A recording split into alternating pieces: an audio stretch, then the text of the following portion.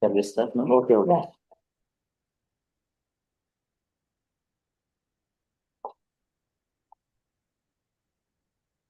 The Zoom record also you make it.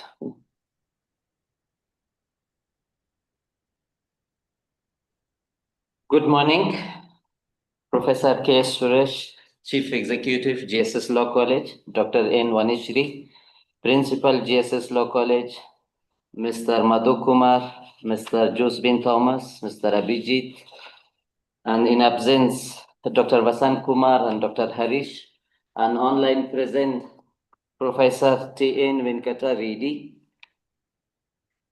Respected dignitaries, esteemed speakers, scholars, participants joining us from different parts of India and abroad. As the coordinator of today's program, I welcome you all.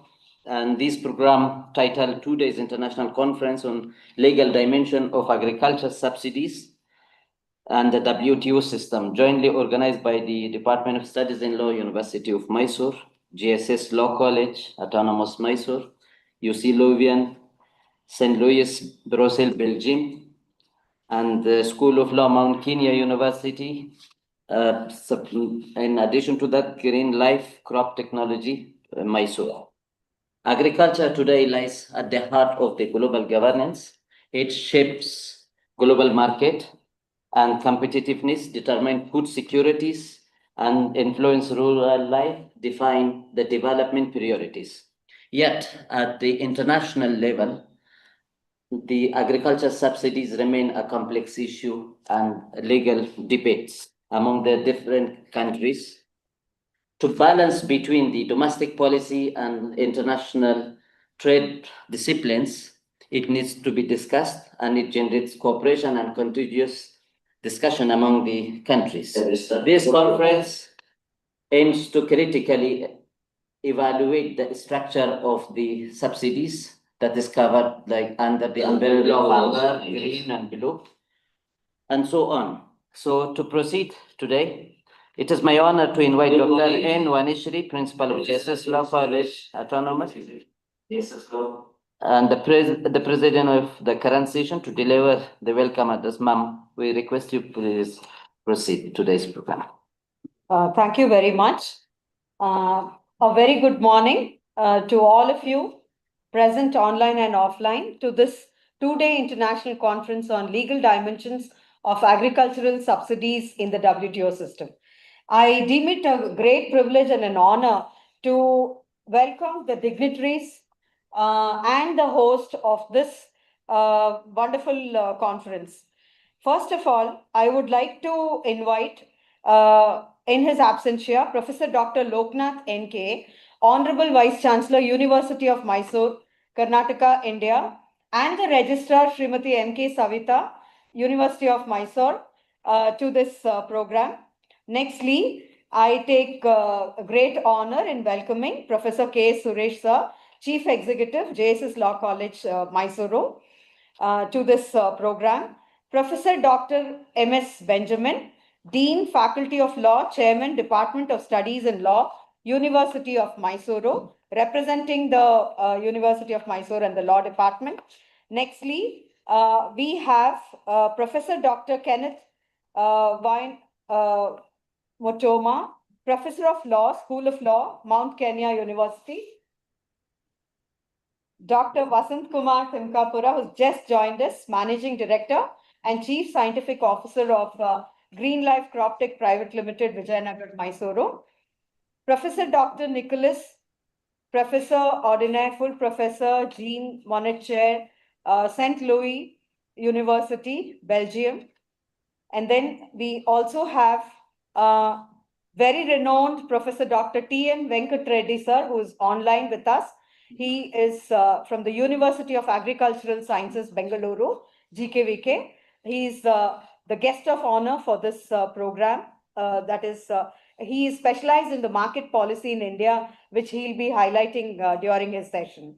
And sir, of course, will be talking, Vasant Kumar sir will be talking about agricultural policy, a pragmatic approach, and he is the chief guest for this day's program. I will fail on my duty if I don't invite Dr. Syed Kudrat Hashimi. Congratulations on his getting the PhD degree, the highest degree from the University of Mysore just day before yesterday. And Mr. Josbin, and of course, the student coordinator, Abhijit, our systems manager, Madhu Kumar sir, and our support system, Mr. Kumar, to this program. Once again, a very warm welcome to one and all. I did. Thank you, ma'am. It is now our privilege to invite our guest of honor, Professor Reddy sir. Before sir, we proceed with you, we would like to introduce you briefly to our audience. I would like to request Mr. Abhijit to brief you about you to the audience. Abhijit, please proceed. It is my distinct honor to introduce a distinguished academic and visionary in the field of agriculture, Professor Dr. T.N. Venkata Reddy. He is a retired professor from the University of Agricultural Sciences, Bengaluru, and currently serving as visiting faculty at the Institute of Agribusiness Management at UASB and at College of Agriculture, Tirupati. With a career dedicated to agricultural marketing and agribusiness management, Dr. Reddy has served in pivotal leadership roles. He was the chair professor for the Karnataka State Agricultural Marketing Board and assisted the National Institute of Agricultural Marketing in drafting rules for the Government of India's farm laws in 2020. Additionally, he has served as a member of the 12th Plan Evaluation Team for the Indian Coffee Board and the Financial Review Team for the Indian Institute of Speed Research. Dr. Reddy is deeply committed to institutional development for farmers. He is the founder, mentor, and advisor of the Srinivasapura Mango Farmers Producer Company in the Kolar district. Furthering his impact on policy, he was part of the study team assessing the feasibility of establishing Raitara Sante in Karnataka and is a certified master trainer for agricultural market reforms. A prolific educator, Dr. Reddy has been nominated twice for the ICAR Best Teacher Award. He has guided numerous PhD and postgraduate scholars and delivered over 800 lectures at state and national training programs. His expertise has taken him across the globe, having visited 27 countries across 4 continents. Born in an agricultural family in Tupali village, Kolar district, Dr. Reddy has remained true to his roots, demonstrating his commitment to education and equity. He instituted an endowment merit scholarship specifically for rural girl students pursuing agribusiness at UASB. You may also recognize him as a marketing expert from his appearance in First News Kannada, Z Kannada, and Doordarshan. Please join me in welcoming a leader who has consistently worked towards the development of farming communities and agriculture system, Professor Dr. T.N. Venkatareddy. Uh, Sir, good morning to all of you. Can you hear me? Yes, we can hear you. Slide is visible? The slide is not visible. Can you Not show it? visible. Yes. Sir, Uh, some other comments? Can you share? Please once again share the presentation, sir. Click share button and post ಮಾಡಪ್ಪ.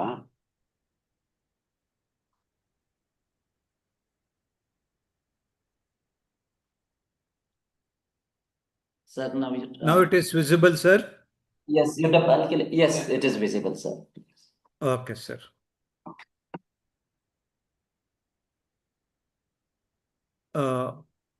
Good morning, everybody, and welcome to this session on WTO and its impact on Indian agriculture, with special reference to subsidies to agriculture. As you are aware, it is very, very contentious issue.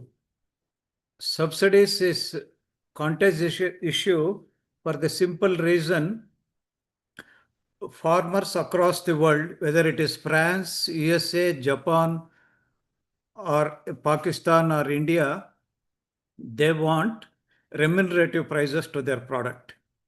If you look at agriculture scenario across the world, majority of the farmers are not getting profits.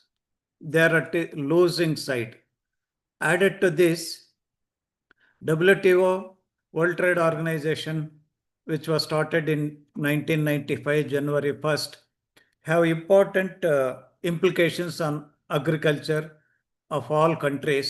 As and today, there are 165 countries who are members of the WTO, and three important provisions in the Agreement on Agriculture in WTO are market access, that is domestic market access, means say for example, arcanut grown in India should be open for sales in Pakistan, or basmati rice in India, grown in India, should be open to the sales in Iran, and at the same time there are certain restrictions regarding quantity, quality, sanitary, phytosanitary, intellectual property rights. That is about domestic market access.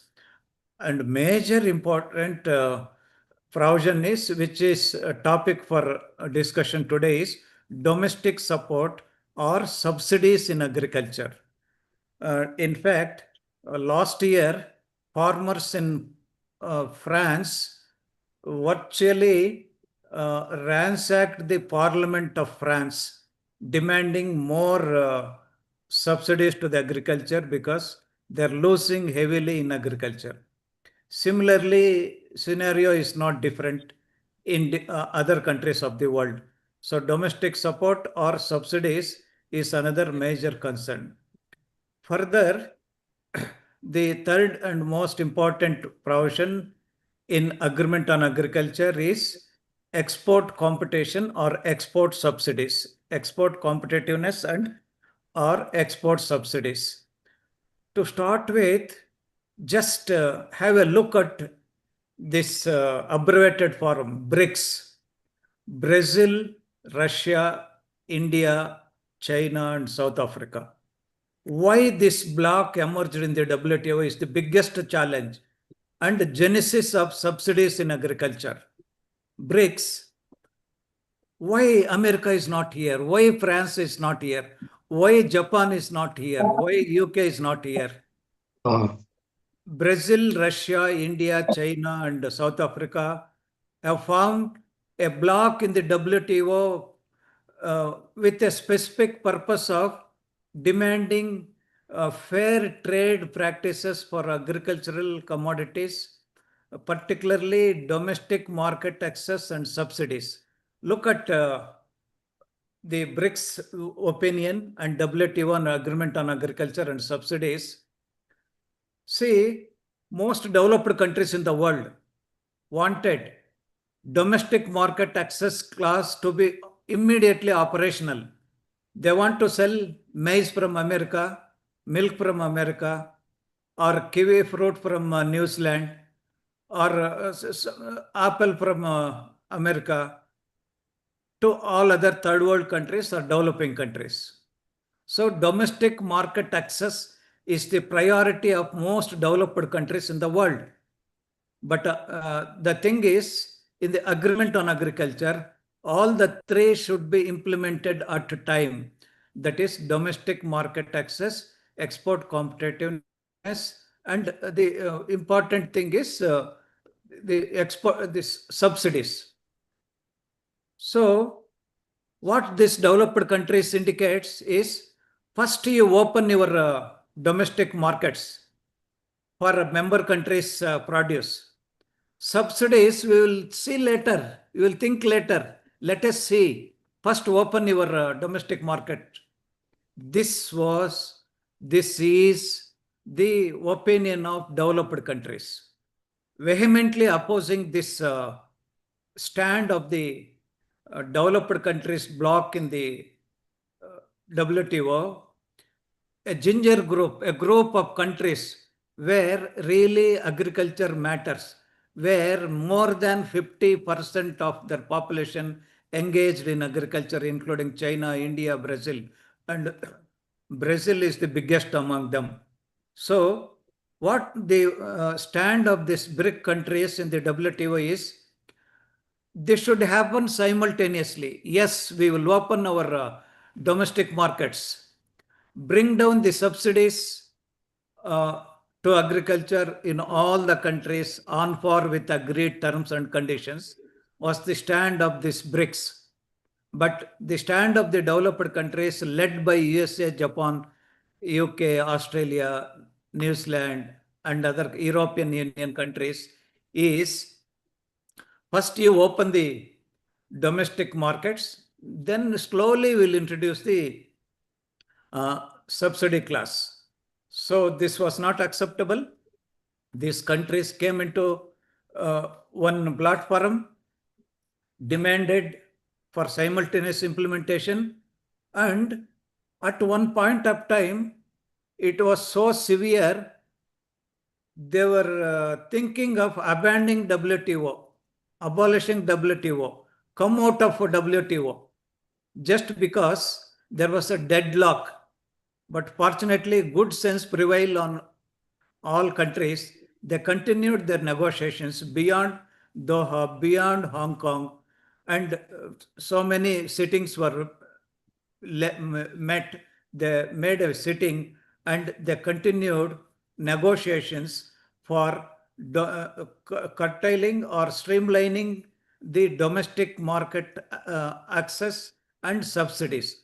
So the important objective of agreement on agriculture agreement on agriculture main aim is to encourage fair trade, very, very fair trade.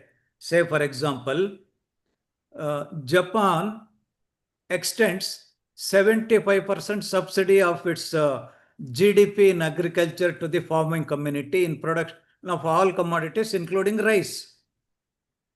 Say, for example, in India, hardly 5% of the GDP of agriculture is flown as a subsidy in the form of power subsidy, fertilizer subsidy, seed subsidy, implement subsidy, all subsidies put together. It is less than 5% of GDP from agriculture in India.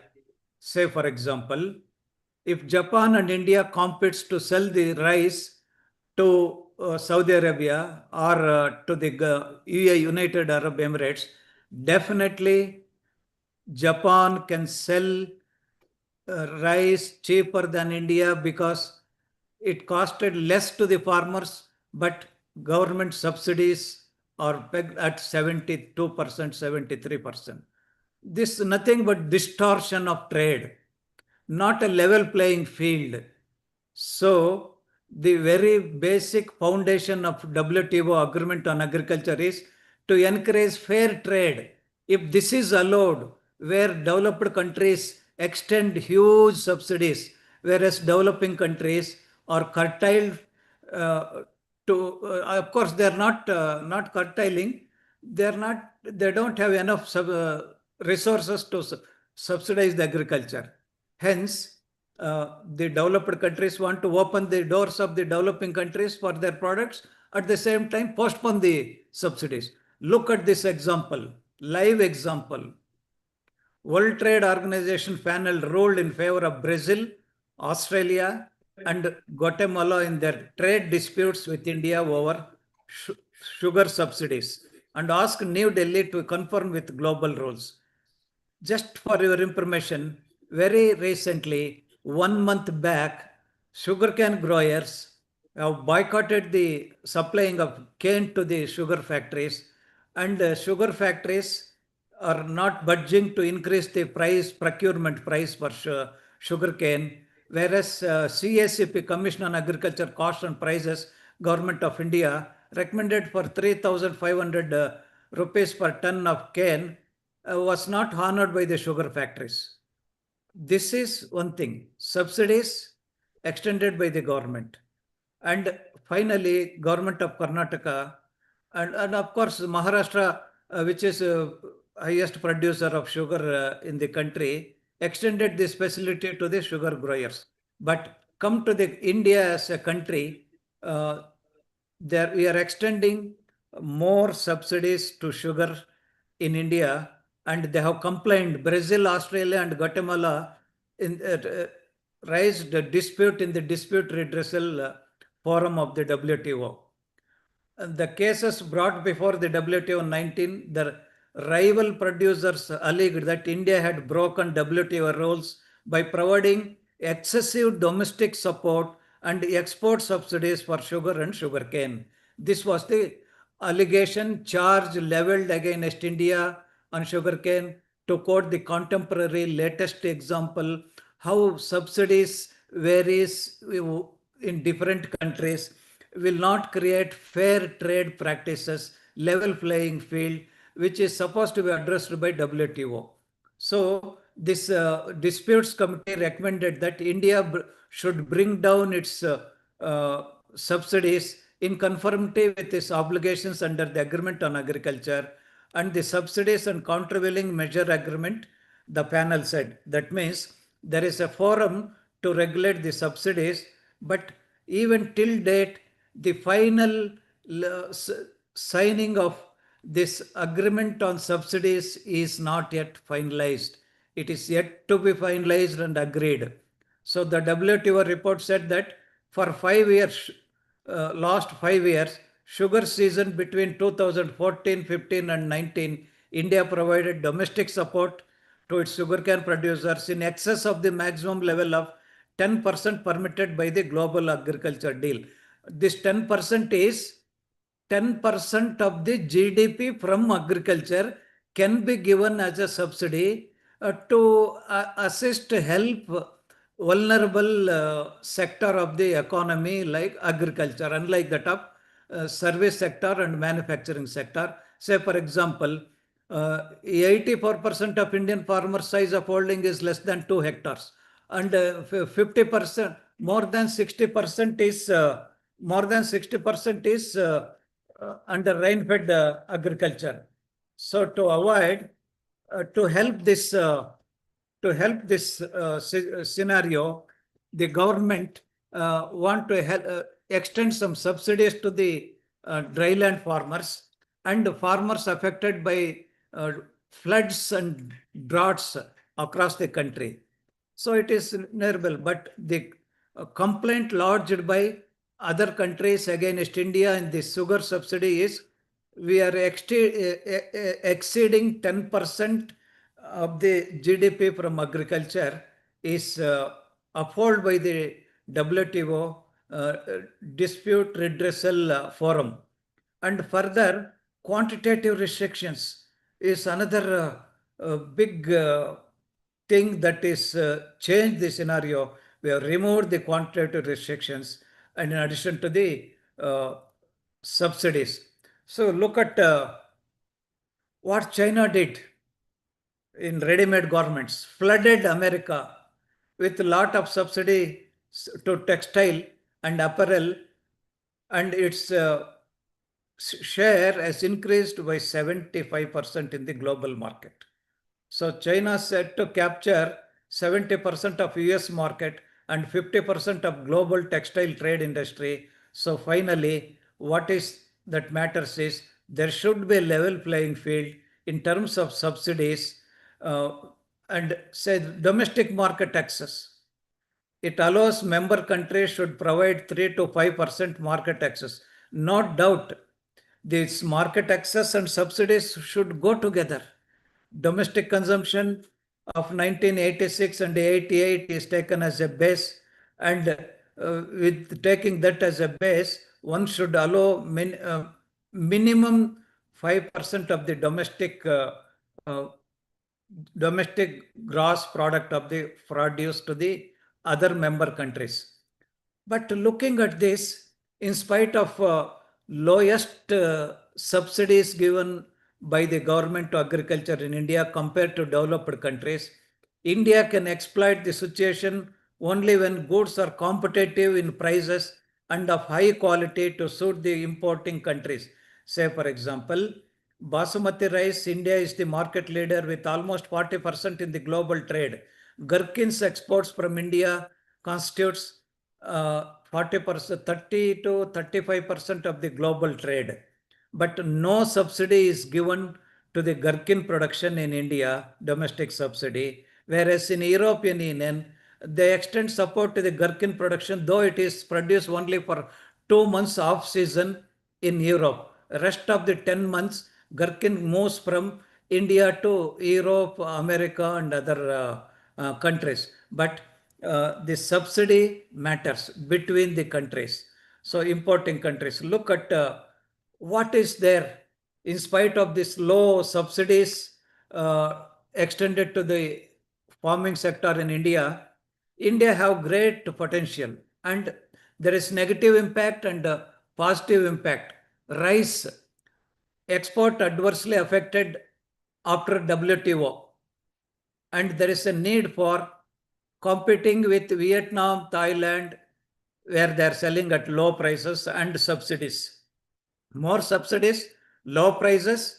Vietnam and Thailand is exporting, whereas India is not competitive. So this cannot happen. Come to wheat, export adversely affected, low prices and subsidies and support to European Union and US.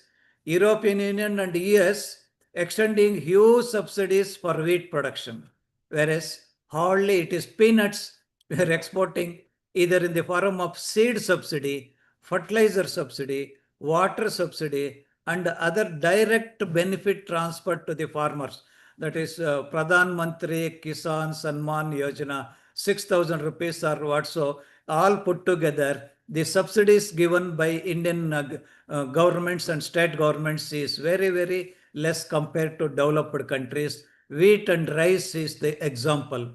So we need to elimination of export subsidies and domestic support to these countries. So oil cake adversely affected East Asia crisis and genetically modified varieties in USA, Argentina and Brazil subsidizes in USA hugely for oil cake. So improved varieties of oil seeds, particularly soybean, seek reduction in subsidies in USA. We want USA to reduce their subsidies before allowing our doors to the developed countries' products to India. Similarly, sugar export adversely affected. Subsidies for sugar in European Union and USA is more than India, and it cannot be a level playing field. Cotton is also adversely affected. Seek elimination of domestic support. Tea and coffee export adversely affected in India. Tea, coffee, and spices. Competition from Vietnam, Indonesia, Sri Lanka, and other developing countries. Improve competitiveness of domestic production. Do not seek too much protection for developing countries. So, coming to horticulture produce, this is a ray of hope, silver line for Indian agriculture, irrespective of our subsidies. Our exports have increased after WTO came into operation. And incidentally, for the information of scientists and students, the horticulture production, including fruits and vegetables, has surpassed the production of food grains, 350 million metric tons. The fruits and vegetables production has increased. Expanding area is reported.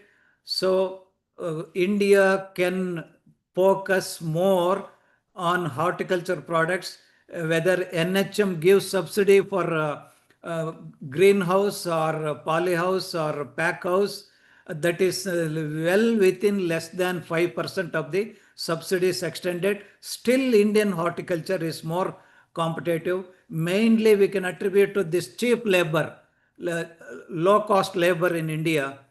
And we need to seek improved market access, like non-tariff barriers to developed countries, like sanitary and phytosanitary, employment of child labor, and so many other things, treatment for irradiation unit and other things. So subsidies, in spite of less subsidies, Indian horticulture industry achieved a great trademark by encashing the opportunities available in India. Meat and meat products. This India is number one exporter of buffalo meat in the world. India is number one, and no subsidies are being given, whereas subsidies are being extended in European Union and other countries. So meat and meat products, we need to seek reduction in subsidies in US and North America, United States and North America.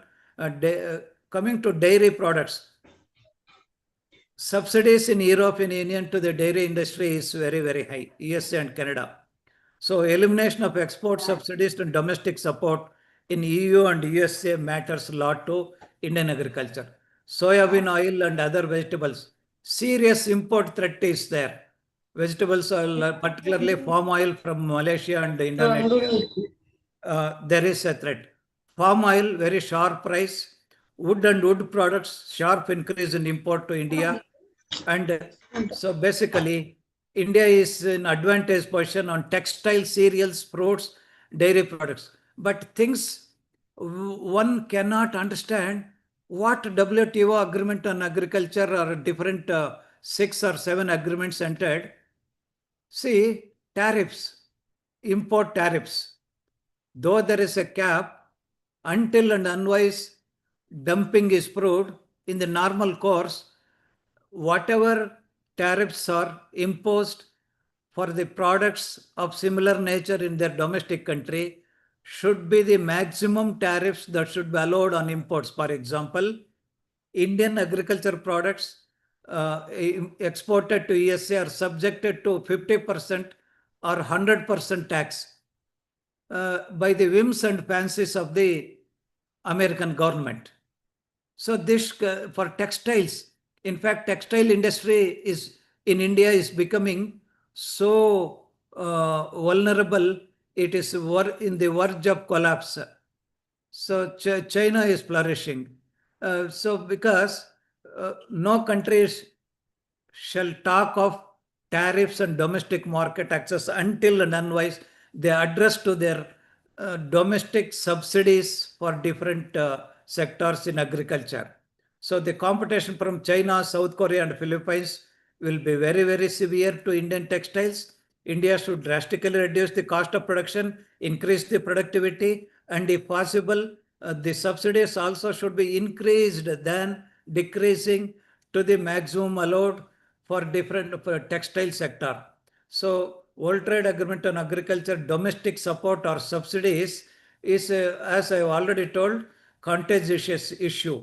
Many of the farming associations in India are protesting against reduced subsidies, and developed countries subsidizes heavily to their farmers and gaining global market.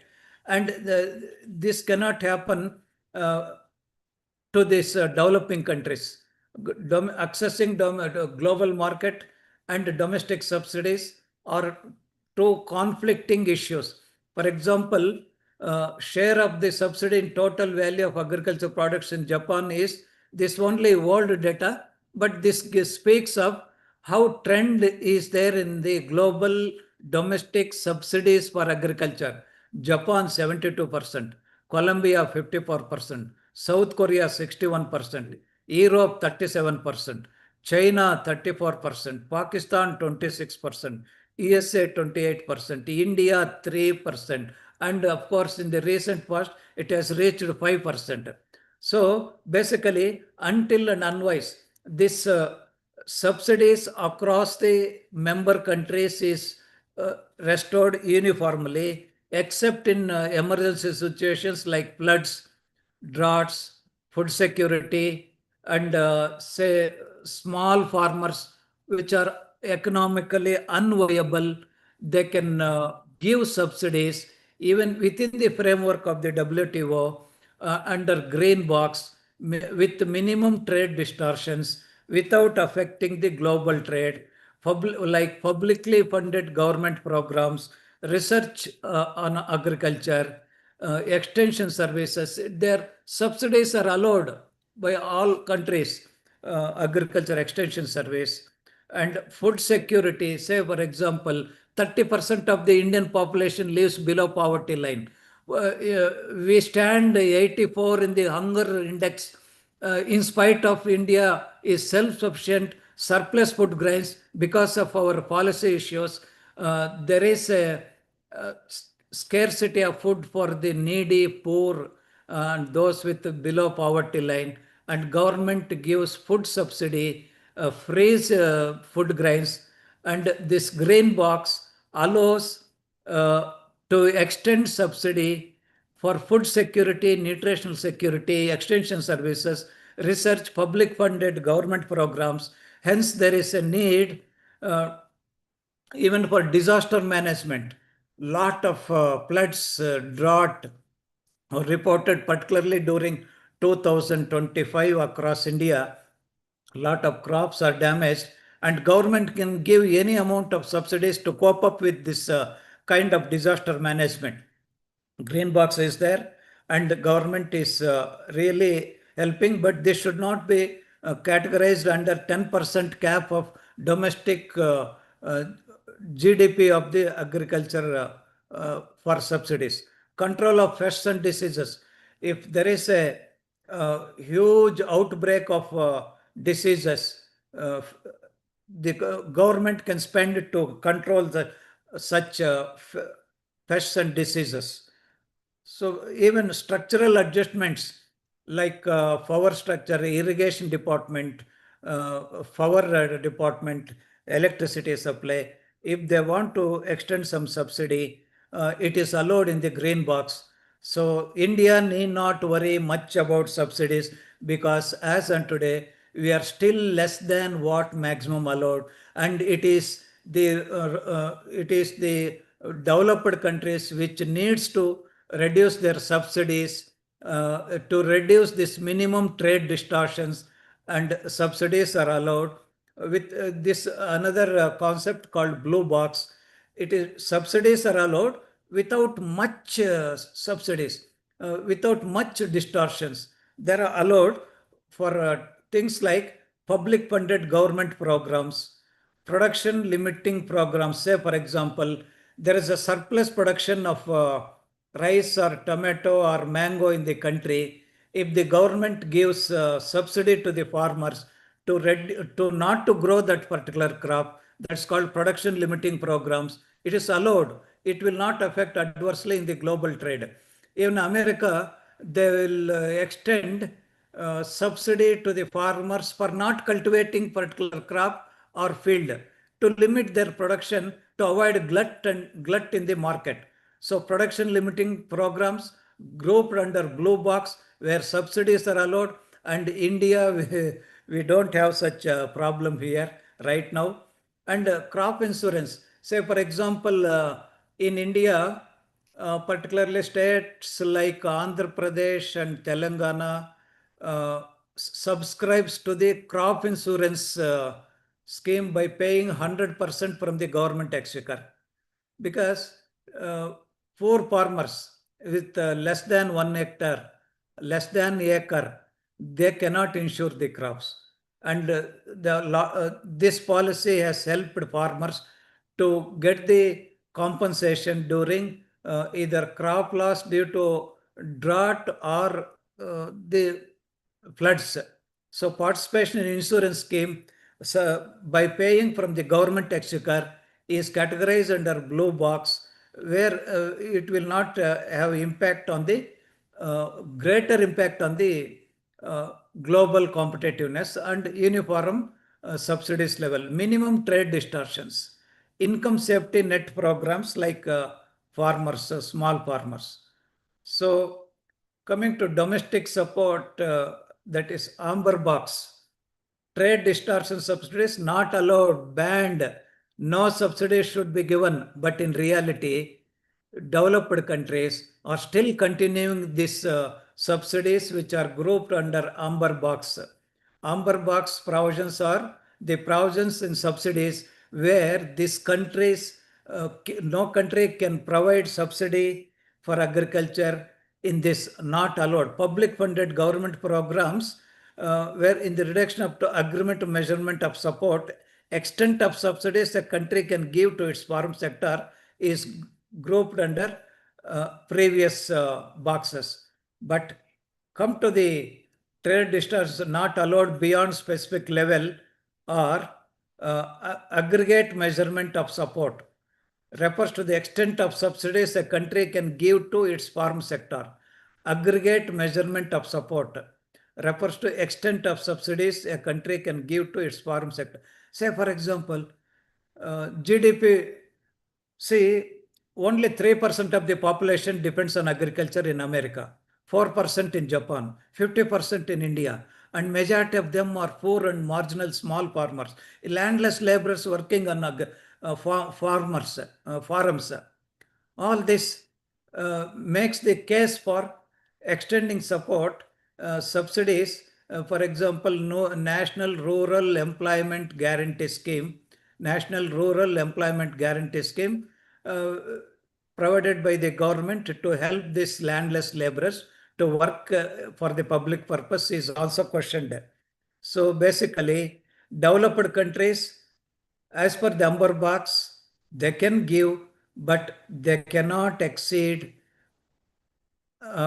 developed countries less than 5% of the total volume of agricultural production, and developing countries 10%, less developed countries no more. This is the most rational principle agreed in the WTO, with a differential rate of subsidies allowed, 5% for not more than developed countries, not less than, it is more than, not more than 5% of agricultural production in the developed countries.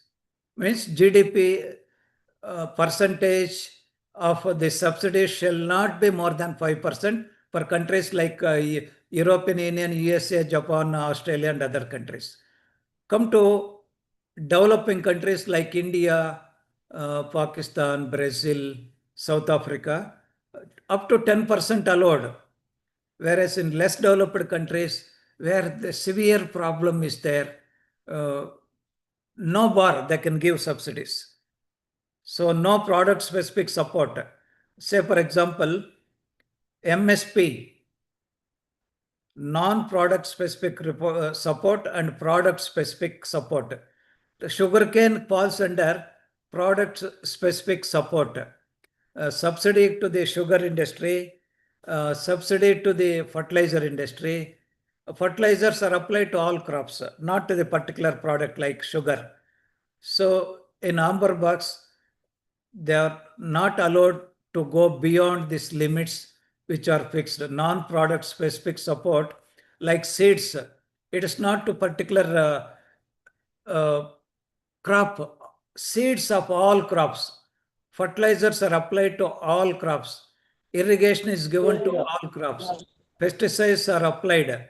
So subsidies given should be non-product specific support is allowed as per the amber box. Product specific support, minimum support price falls under product specific support. Say for example, a millet crop, MSP is 4,300. For maize, it is 2,300. It is crop specific subsidy. This is not allowed as per the agreement, but in practice, it is yet to come finalized. Still negotiations are going on, and domestic subsidies are extended by different countries, and still they are making into the international trade. So minimum support price is biggest challenge to Indian subsidies, Indian agriculture subsidies. Out of 22 commodities for which Commission on Agriculture Cost and Prices is giving MSP, 19 are listed in the commitment to the WTO. Once this 10% limit is fixed, we need to eliminate our subsidies to 19 commodities out of 22 commodities for which India and CSCP extends minimum support price, MSP. So further, product specific supports under public distribution system of food grains in India will not be affected. See, so free food grains are given. It is not a product specific support, it's a consumption support, as 30% of the Indian population still lives below poverty line. Subsidized food items given in the public food distribution system will not attract, will not be affected by this withdrawal of the subsidies. Export subsidies. Coming to export subsidies, there are countries which provides subsidizes 50% of the transport cost to gain the global market. Transport, whether it is shipped or by air. Fortunately, India is very, very comfortable. We are not extending any export subsidies except exempting profits earned out of exports under Section 80cc.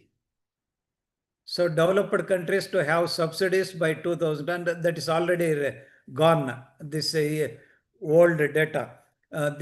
India is not giving any subsidy to its export except Section 80C provision where 80HC of Income Tax Act.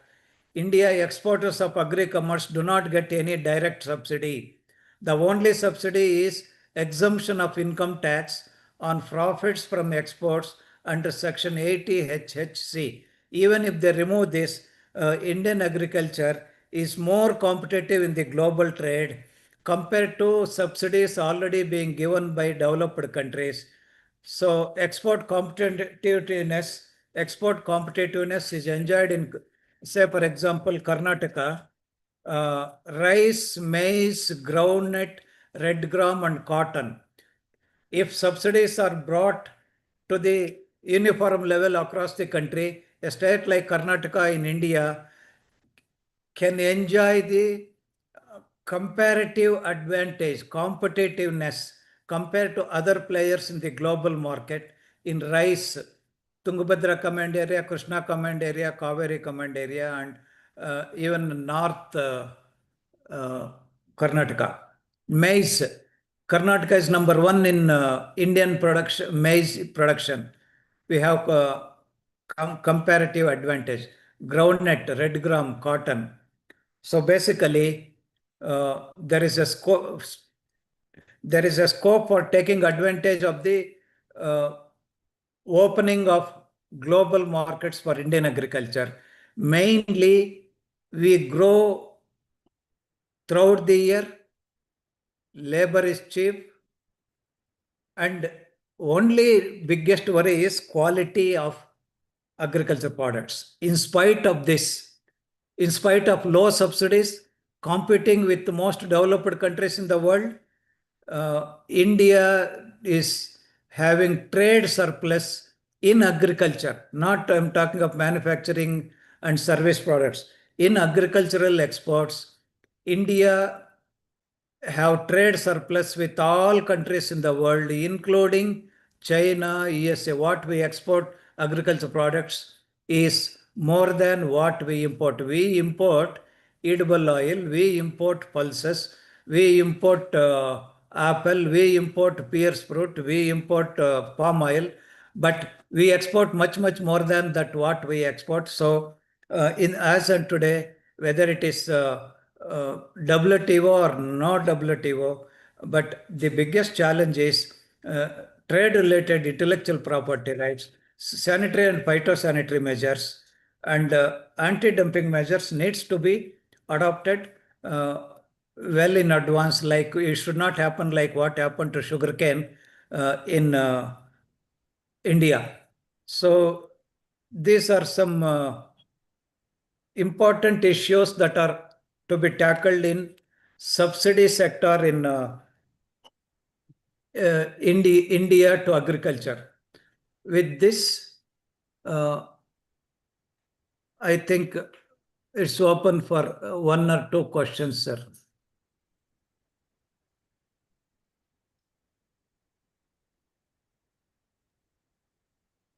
Thank you so much, sir, for such a deliberative discourse on agricultural subsidies and the WTO jurisprudence. We are looking for some questions from audience. Is there any question concerning to Professor Reddy's speech? Seeing none, we shall move forward. It is my privilege now to invite agri-scientist, a great man in Mysore who supports farmer and chief guest of today's program, Dr. Vasant Kumar Timakapura, agri-scientist, managing director and chief scientific officer, to deliver a chief guest address and talk on the pragmatic approach. Before we proceed, sir, with you, we would like to introduce you to our audience. And Mr. Abhijit, it is kindly requested to you please introduce, sir. Make it brief, please. It is my distinct honor to introduce a towering figure in Indian agriculture, a revolutionary, a visionary whose life is a testament to the power and science and selfless service, Dr. Vasant Kumar Timakapura. Dr. Vasant Kumar is not just a scientist, he is a rare combination of farmer, teacher, researcher, science writer, photographer, and social worker. His contributions have profoundly impacted the farming community across the nation. He holds a PhD in plant pathology from the University of Mysore and brings nearly 4 decades of experience from academia, the seed industry, having worked with Pioneer Overseas Corporation, Sunseeds India, and other organizations, and governments, including serving as the technical advisor to the Minister of Agriculture, Government of Karnataka. Dr. Vasant Kumar is a true innovator known for developing 2 revolutionary products, Python tea, an organic seaweed extract based plant tonic that significantly increases the yield and quality of crops. Research on Python tea was even adjudged the best research at the Asian Congress of Plant Pathology and Mycology. And second product, Power Plus, a breakthrough plant extract based organic product that enables virus infected plants, such as those suffering from uh, degraded papaya ring spot virus, PRSV, to recover and yield normally. This innovation has been lauded in national and international media as a major advancement in plant pathology. Beyond his innovations, he has demonstrated an unparalleled commitment to the farmers. He established a unique micro successful finance model by providing essential agri inputs on interest free credit to over 15,000 farmers, a system with no parallel in the country. His dedication extends to education and extension. He is the author of the indispensable field guide, Plant Doctor, Practical and Pictorial Manual for Diagnosis and Management of Deficiencies, Diseases, and Insect Pests, which has been praised as the Bible of plant pathology. Furthermore, he has trained thousands of farmers and provides a free online disease diagnosis service, the first of its kind in India, through his organization, the Krishi Gnana Vijnana Vedike. His lifelong service has earned him high recognition, including the Karnataka Rajyotsava Award in 2013, the Best Science Communicator Award in 2011, the Agricultural Extension Science Award in 2007, and the Leading Scientist of the World Award in 2009. Please join me in welcoming a leader who chooses service to the Indian farming community over a comfortable life abroad, a true Krishi Vijnani and a friend of the farmer, Dr. Vasant Kumar Timakapur.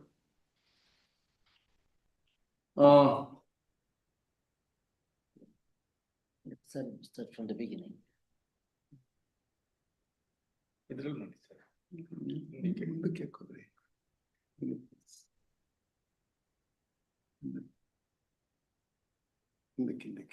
Go back. Yeah. Good morning to all of you. Thank you, Abhijit, for the nice introduction.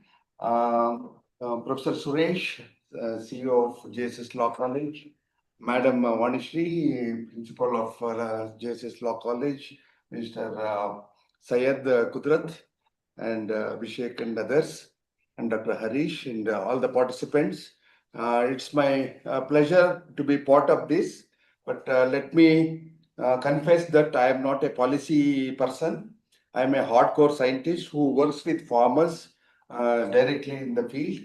So, but I am invited to participate in this and give my views, but it may be different from what you think and what you have observed and what you have experienced. So my perspective is entirely from the point of Indian farmers, that too the poor farmers.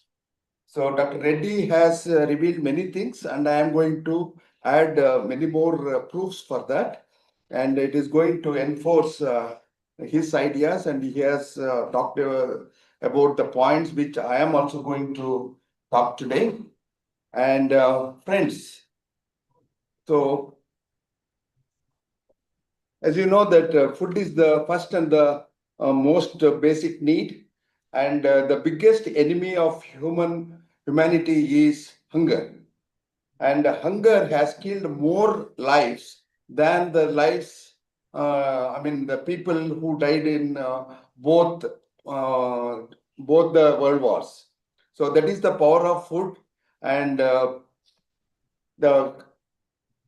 if you see this picture, so it is a sad picture where more than 800 lakh people suffer from hunger every day. And this is the kind of situation in many countries even today, though we have achieved many scientific successes. Hunger is the worst enemy of humanity, and because hunger doesn't arrive with weapons, yet it kills more surely than wars. And a society that tolerates hunger despite having science, surplus, and solutions is not poor, it is morally bankrupt. So with this background, I want to tell that food is the most important one. The COVID lockdowns have taught us that we can live without anything, any modern facilities, but not without food. But these foods are not manufactured in factories, and but it is produced in farms, and it is produced by farmers. So that is the hard fact we need to remember. Everyone who eats food, we should remember this fact, and we also should know that without farmer we cannot have food, and no farmer means no food and no future. And before 1960s, India had the population of only 50 crore people, and we were producing 50 million metric tons of food. And there was a huge shortage, which I myself has witnessed and experienced the shortage of food. And the situation was called ship to mouth situation. Only when the ship with food arrived from United States of America, Indian people had the food. I have eaten the food which was imported from there, which was donated by the courtesy of people of United States of America.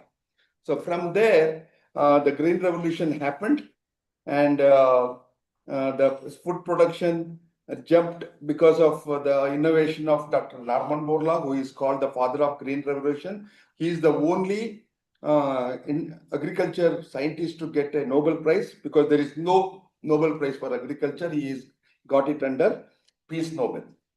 So, and because of the Green Revolution, we have been able to produce more than 330 million metric tons of grains today, and more than 350 million metric tons of fruits and vegetables, as Dr. Reddy mentioned rightly.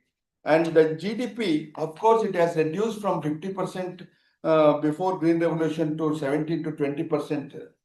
But we are very good in production. We have reached the self-sufficiency status, and there is quantum leap in grain production, especially in wheat production and rice production and all that. In my opinion, because of revolution in horticultural products, we can call it as rainbow revolution, because we can see all the colors of rainbow here. This kind of situation is not only in the supermarkets, even on the streets, you can find this kind of rainbow revolution. We can, if we have money, we can go and choose any vegetable, any fruit, imported or domestically grown. That is the kind of situation today. And we have moved from food scarcity to food security. And the government had the courage to bring in food security bill because of this self-sufficiency. And today we all have the right to food. And the report says that when the Indian farmer is able to feed more than 145 crore people in this country, the producer, the provider is in deep distress. For farmer suicides on the rise, as per the IB report, and we need to study the reasons for this dismal situation and bring in the right kind of solution, so that the farmers are raised above this dismal situation. So we know all that in India it is called that the farming is nothing but gambling with the monsoon, but not only with the monsoon. I say it is also gambling with pests and diseases and biotic stresses like drought or floods and so on. And of course, the cost of cultivation has increased steadily, but the prices are dipping, and farmers, the profit margin is diminishing. And farmers also don't have the kind of financial literacy. He doesn't know how to invest his money, whether his own earnings or from the loans. And because of the diversion of loan amount to unproductive reasons like marriages, construction of buildings, homes, like that. So he is not able to use the right kind of scientific methods in his crop. So the crop productivity has come down drastically. And of course, as far as the food items are concerned, the prices are highly volatile and it is based on the supply demand situation. And in our country, the middlemen and money lenders are fleecing the farmer, and because of this, majority of his profit is going to these kind of people.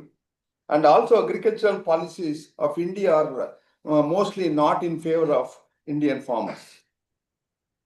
So, in addition to this, we also have noticed a big gap in our understanding that the farmers' productivity and quality. Dr. Reddy put it rightly that we are not really competitive in majority of the cases in the global market because our productivity is very, very poor. And this productivity poor productivity is due to lack of knowledge of scientific cultivation and also lack of financial literacy. Because the modern farming is not like organic farming or traditional farming. It is basically very, very knowledge intensive and investment intensive. So both are missing in our Indian situation. Because of this, the productivity is highly reduced. And of course, when there is no productivity, you cannot expect good quality also. To be competitive in the global market, we need to produce more from less. Then only we can compete. Only when the cost of production is less and the yield are maximum and the quality is the best. So because of this reduced productivity, the profitability is diminished and farmer's repaying capacity is lowest. So he defaults on debts and he gets into that vicious cycle of debts. So when we compare, this is the point where we should focus. So because there is so much potential of our crops and fields and other parameters which are favorable in Indian farmers, but because of lack of these and this knowledge, the farmers are not able to get the maximum yields. So we are no way comparable to US and China in terms of productivity. And in terms of productivity, we are not even near to the world average. So this is the area we need to focus. And today, India is the world's number one in population. We have surpassed China very recently, and the population is ever increasing, and the land is shrinking. Water is becoming very scarce, and the farm labor is a big problem in villages. And we are talking about reducing the chemicals and also to reduce the cost. So the challenge is to produce more food, more nutritious food and safe food from less land, less water, less labor, and less chemicals and less cost. Yeah, and it is very much possible. So the Indian agriculture policy paradox is that we always in all our speeches we say that agriculture is the backbone of this Indian ఆవిడైనా economy. మామూలుగా కూడా ఫ్యామిలీలోనే కట్టుకోదు ఆవిడ. అవునా, నేను ఎప్పుడు చూడలేదమ్మా దొంగ. కట్టుకుంటే మంచిదేలే, ఎప్పుడు చూపించలే. Yes.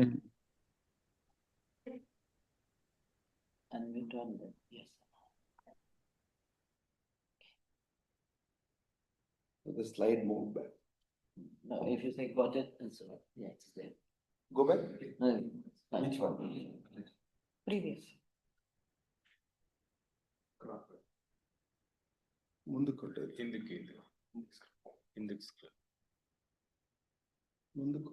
ముందుకు ఉంటుంది.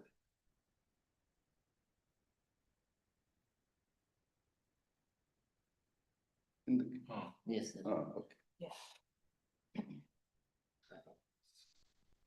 So it is providing livelihood to more than 50% of the population and ensures food security for over 145 crore people. Yes, we all know that fact.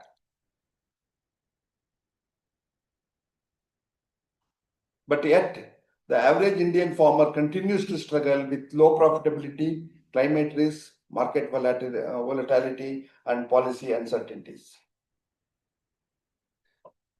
While India has achieved remarkable success in food production, the Green Revolution, The focus of agriculture policy has largely remained on short-term welfare measures.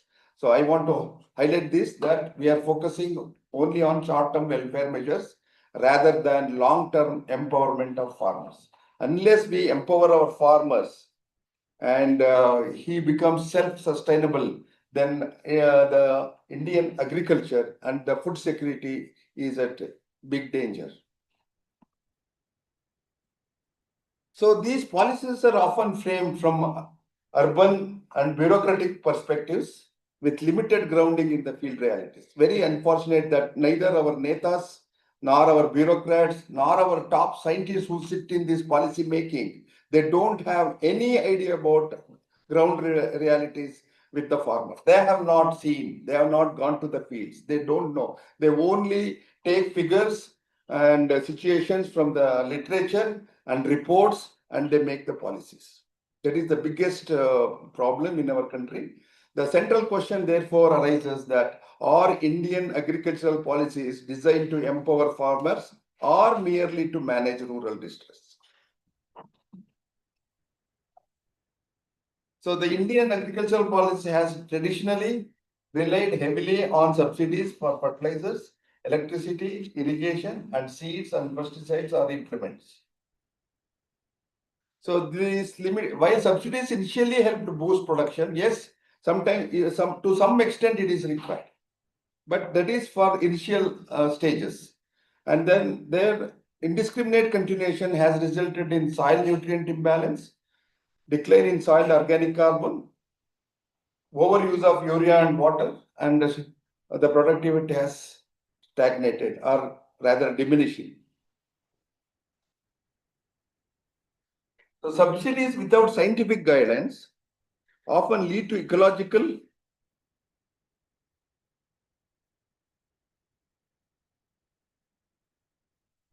and economic damage rather than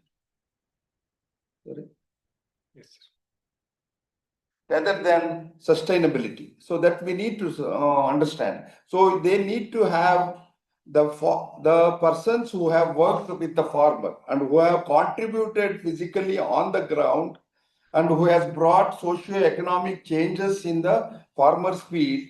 Such people should be there in the policy making body. That is my feeling. And of course, our what are the limitations? So the fragmented risk management system. The present crop insurance and disaster relief mechanisms suffer from multiple shortcomings. Because of this, there is a delayed and inadequate compensation. And because of this, there is very low trust among farmers about the insurance. They don't want to get into that at all. And because of high premium burden and administrative complexities. Farmers are mostly illiterate and they have no time or they have no knowledge to go to a particular place to take insurances. As a result, farmers remain vulnerable to droughts, floods, pest outbreaks, and disease epidemics. So the weak agricultural extension and knowledge transfer. This is the most important one. So the India doesn't suffer from lack of agricultural technologies. In India, all agricultural universities, agricultural institutes, central and state universities, every universities have developed so many technologies, so many hybrids, so many solutions to the farmer, for the farmer, but it doesn't reach effectively and efficiently to the farmers. So India doesn't suffer from lack of agricultural technology, but from lack of effective translation of science to farmers' fields. So as a practitioner, I have shown this, the effectiveness of our technologies on the farmers' field. I'm going to show you some examples later. And market inefficiencies and value chain inequality. Farmers are the primary producers, but the least beneficiaries in the agricultural value chain. This is the point we need to keep in our mind while making the policies. The challenges include, as Dr. Reddy put it, limited MSP coverage because all the crops are not covered under MSP. and price volatility. So the government need to protect the prices. Exploitation by intermediaries, already mentioned. Poor post-harvest infrastructure. We don't have cold storages, processing units, and so on. This discourages diversification and innovation at the farm level.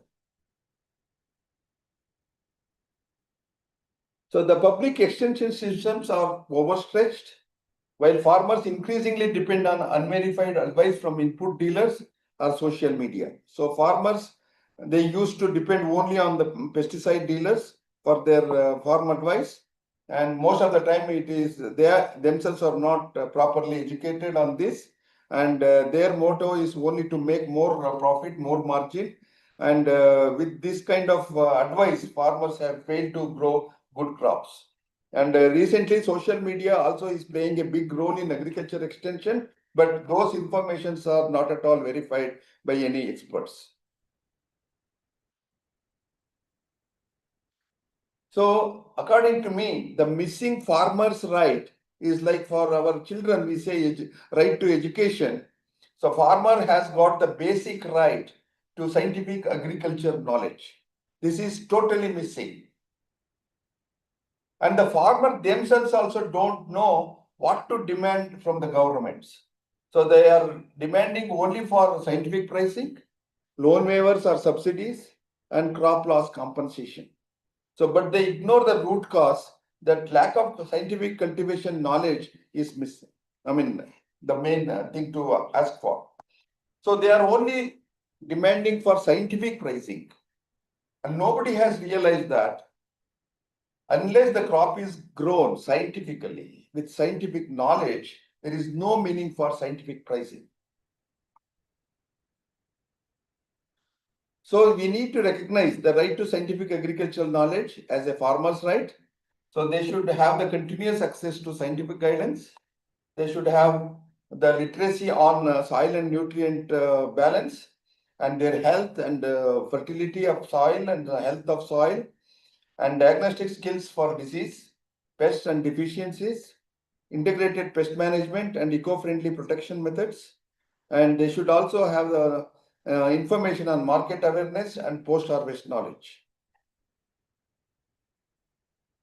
So in my opinion, knowledge should come as the first subsidy.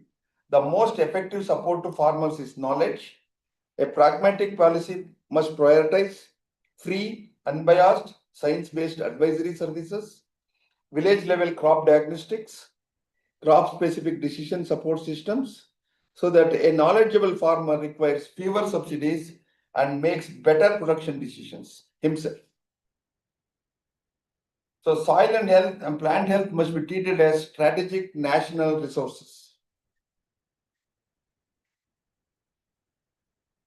The policy focus should include restoration of soil organic carbon, balanced plant nutrition beyond nitrogen, phosphorus, and potash, like calcium, sulfur, magnesium, and micronutrients like zinc, iron, and so on, and emphasis on disease prevention rather than curative methods. So healthy soils and plants form the foundation of sustainable productivity. So the fertilizer subsidies, the mistakes or the wrong ways of fertilizer imbalance fertilizer subsidies have caused a huge problem in farmers' fields. The core issue is the policy-driven nutrient imbalance. India's subsidy structure has unintentionally distorted farmers' behavior. When urea is extremely cheap and potassic and phosphatic fertilizers are costly, farmers naturally choose more nitrogen and less of potassium and phosphorus. Because of this, there is imbalance in fertilizer use. And see, if you look at this pie chart, so more in total, among total fertilizers used, 50% is urea only. That is the big problem. And the next one is DAP. Again, it contains nitrogen. NPK complex fertilizers also contain nitrogen. And ammonium sulfate also has got nitrogen. But when compared to nitrogen, the potash is only 9%. So, and if you look at the recent nutrient based subsidy for sulfur and potash, it is the least. Whereas nitrogen and phosphorus has got up to 43.6 rupees per kg subsidy. So this has created many problems, like when you use heavy nitrogen, there is excessive vegetative growth. Of course, the crop looks lush. The farmers are enticed by nitrogen because their crops will suddenly become green, but they don't know that they become weak internally. And this leads to a higher vulnerability to pests and diseases, because when the nitrogen is more, the greenness is more, it attracts more pests and diseases. And because of this, farmers end up in using more pesticides, and it increases their cost of production heavily, and also it pollutes the soil, water, and also there is more residue in what we eat on our plate. So because of this, the yield is also unstable, and especially under stress during drought, salinity, and diseases. And because of this, of course, soil health is declining. That is what the talking point today, that soil degradation.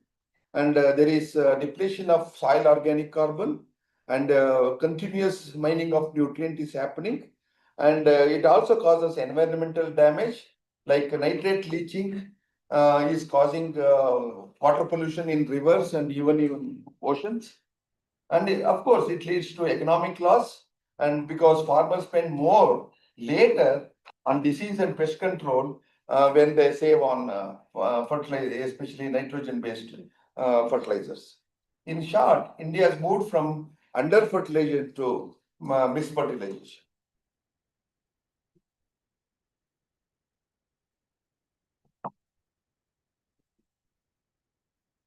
You want to?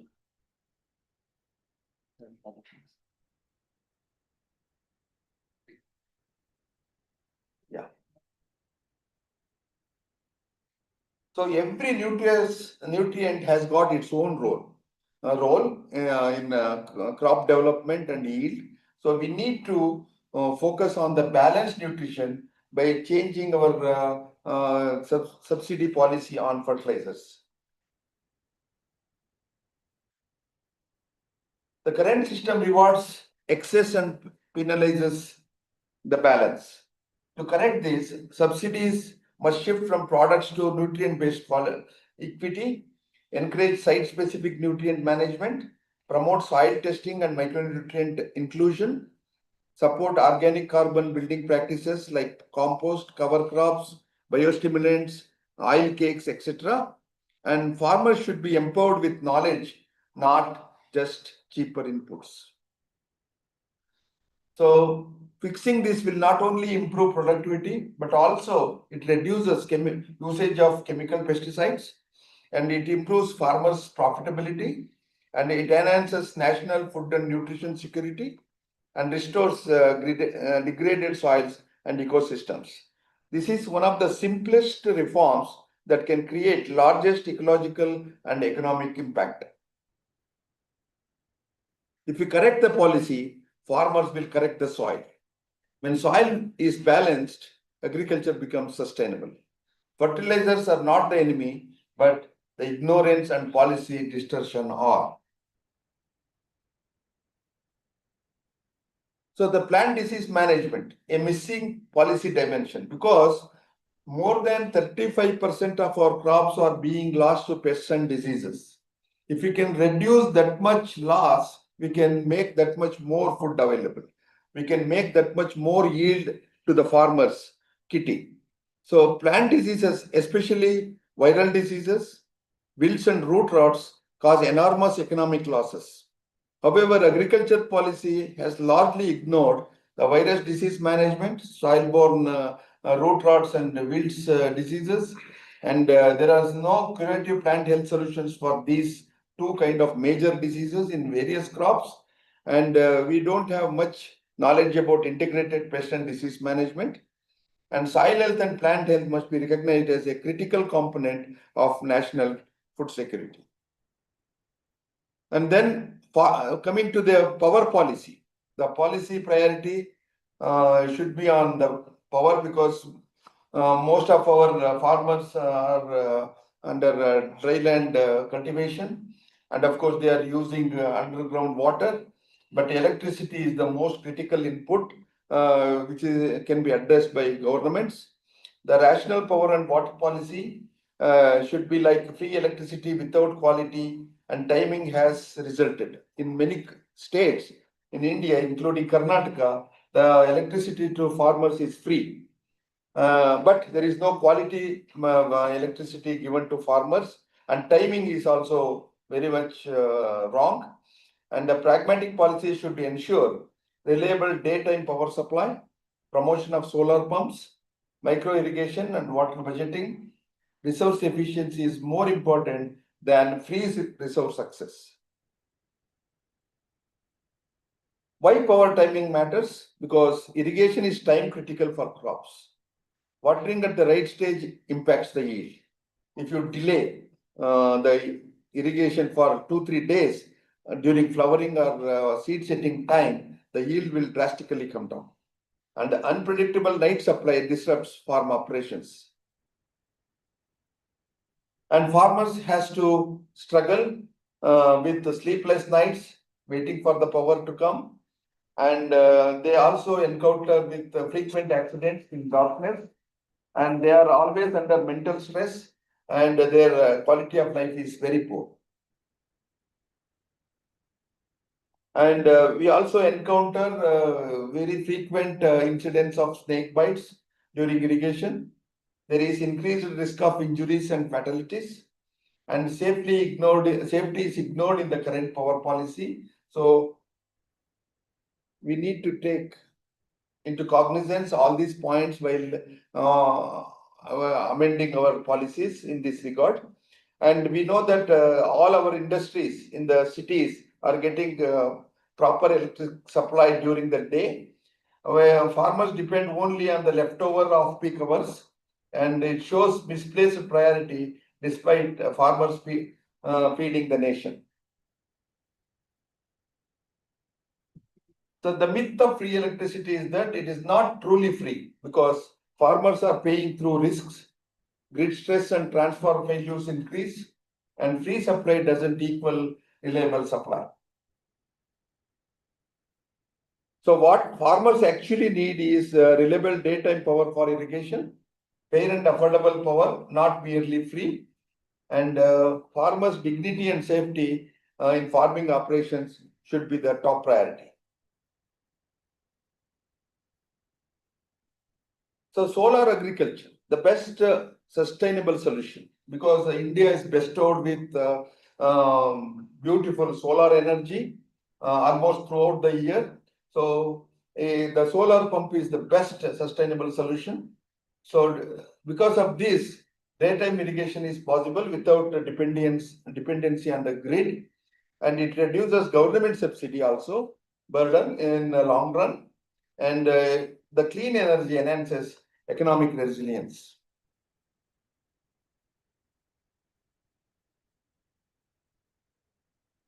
So the subsidy should be given on solar panels and solar pumps. So we should encourage a micro irrigation like drip irrigation and sprinkler irrigations, and we must support the renewable power generation by farmers themselves. So what are the economic and social benefits by this policy? So higher productivity with the timely irrigation reduces accidents and health burden of the farmers, and energy self-reliance for farmers and the nation.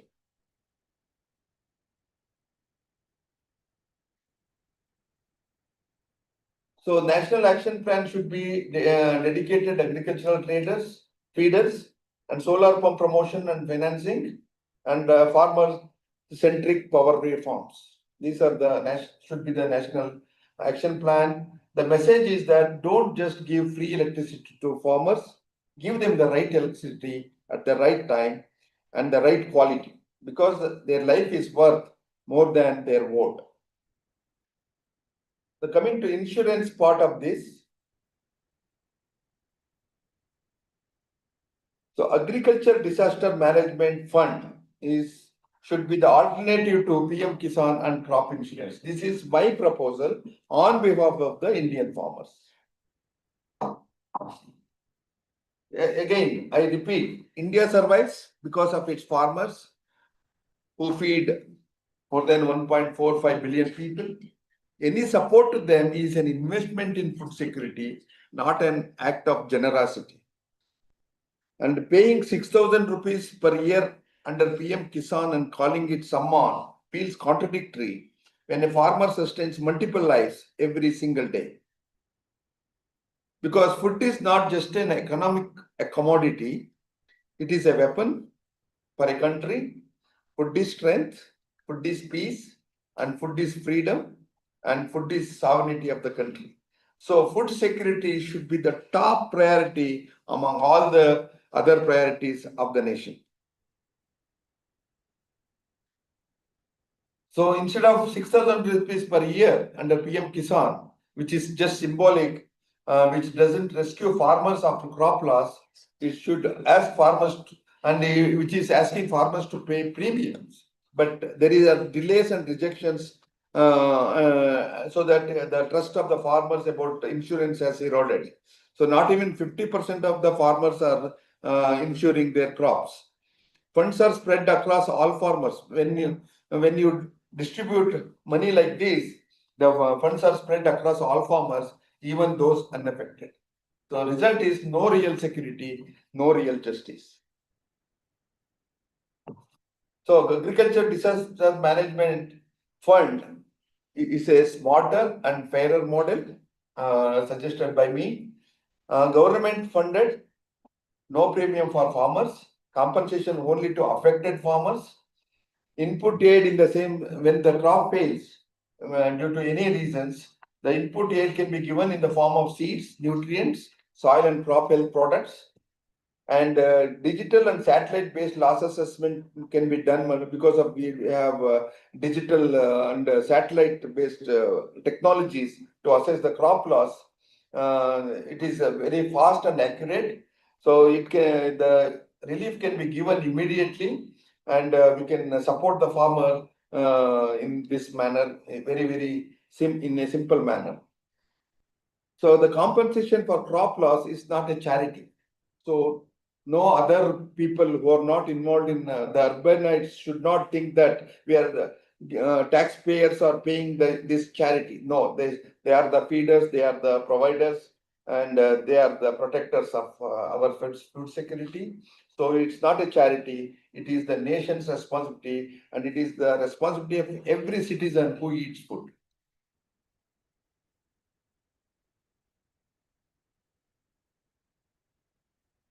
So crop losses are systemic risks. Government must shoulder them.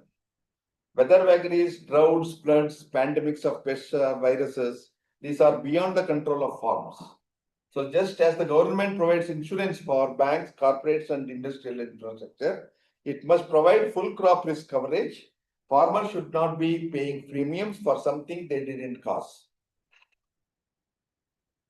So a universal crop insurance where government pays 100% of premium on behalf of the farmers. Claims should be fast, transparent, technology enabled, and compensation equals real production cost plus reasonable profit. This alone can prevent farmer suicides, restore confidence among farmers, and we can encourage them to continue in the farming and ensure continuity of food production. So farmers must not be treated as receivers, but as partners. Policies should shift from subsidy mindset to productivity mindset. So again, I repeat, instead of 6,000 cash per annum, so 10 to 15,000 rupees per annum per farmer on crop insurance can be put in this fund, and guaranteed cost plus price can be given, and free scientific crop management training should be given to every farmer, and the residue-free and export-oriented cultivation support. This transforms respect into real opportunity. So the role of grassroots innovation and private participation should be encouraged. And India has a wealth of grassroots innovators and farmer-tested solutions. I am proud to say that I am one among them. Policies must encourage non-exclusive technology dissemination, support field-proven innovations, reduce regulatory barriers for genuine innovators, and innovation must be nurtured where it emerges at the farmer's field. So the policy recommendations in summary is to establish a national farmer knowledge mission, create an agriculture disaster management fund, set up a soil and plant health authority of India, develop taluka level crop diagnostic laboratories, reform power and water delivery systems, recognize and scale successful grassroots and extension models. So, friends, I am not a person who thinks and writes or speaks from air-conditioned ivory tower. I am a field guy. I'm a practical guy. I am not theoretical at all. And I have worked in the field with the farmers throughout my career. And I am just going to one of the models where we have brought in a very big revolution in terms of productivity and quality. So here you can see the scenario before our intervention there. It is all empty fields, dry fields, and without any crop. So we chose this village where the farmers are very poor in all kinds of resources, human resource, natural resource like water, and then knowledge resource, financial resource. They are all poor in all these resources.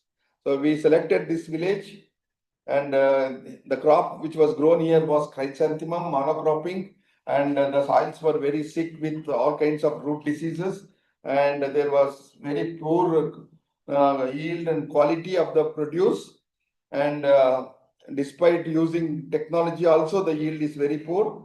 So we took these villages as a model village, and we trained the farmers, we gave the right technologies right in their field, and we demonstrated that the yield can be increased more than 10 to 15 times, and their income also has gone up 10 to 15 times.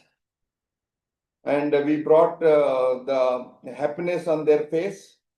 And see, once the abandoned village in 2011, it is repopulated, and the village is prospering, and the village population is increasing. For number of farmers is increasing because of reverse migration of youths from the cities by looking at the economy of that village because of these interventions. So this has attracted the attention of media. So we have brought in a revolution in terms of production, quality, and their profitability. So we have brought in 5 different benefits like economic benefit, employment benefit, environmental benefit, and emotional. This is just one of the models we have done in many crops and in many areas. So I am convinced that Indian farmers do not seek charity, they seek dignity, knowledge, and fair opportunity.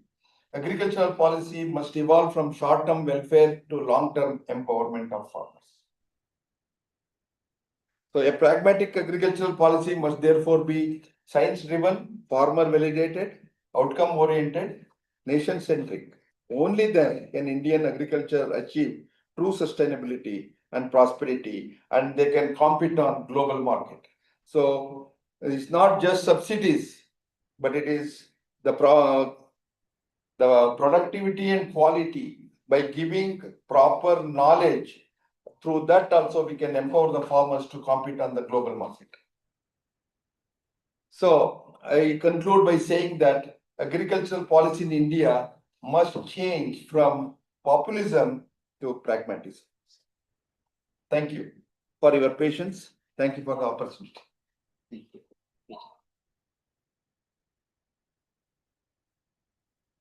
Thank you so much, sir, for such deliberative talks on Indian agriculture and agriculture policy and your recommendations and your support to the Indian farmers. Now, we have the privilege to extend our warm welcome to Professor Kenneth in Nairobi, Mount Kenya University. And before we proceed with sir, we would like to introduce Professor Kenneth Wayan Mutama to our audience. Yes, you may proceed, Mr. Vijay. It is my distinct honor to introduce a distinguished scholar and practitioner who truly bridges the gap between diverse professional worlds. Professor Kenneth Wayne Mutama is a man of rare multidisciplinary expertise, distinguishing himself not only as an advocate of the High Court of Kenya, but also as a trained architect. Professor Mutama is currently a professor at Mount Kenya University School of Law, where where he also serves as the head of strategic partnership at the Center for International and Development Law. A thought leader in his field, he also serves as the editor-in-chief of the Eastern Africa Journal on international humanitarian law. Beyond the lecture halls, he is a giant in the legal industry, currently serving as the chairman of the Chartered Institute of Arbitrators, Kenya branch, and as the managing partner at Wayne and Associates.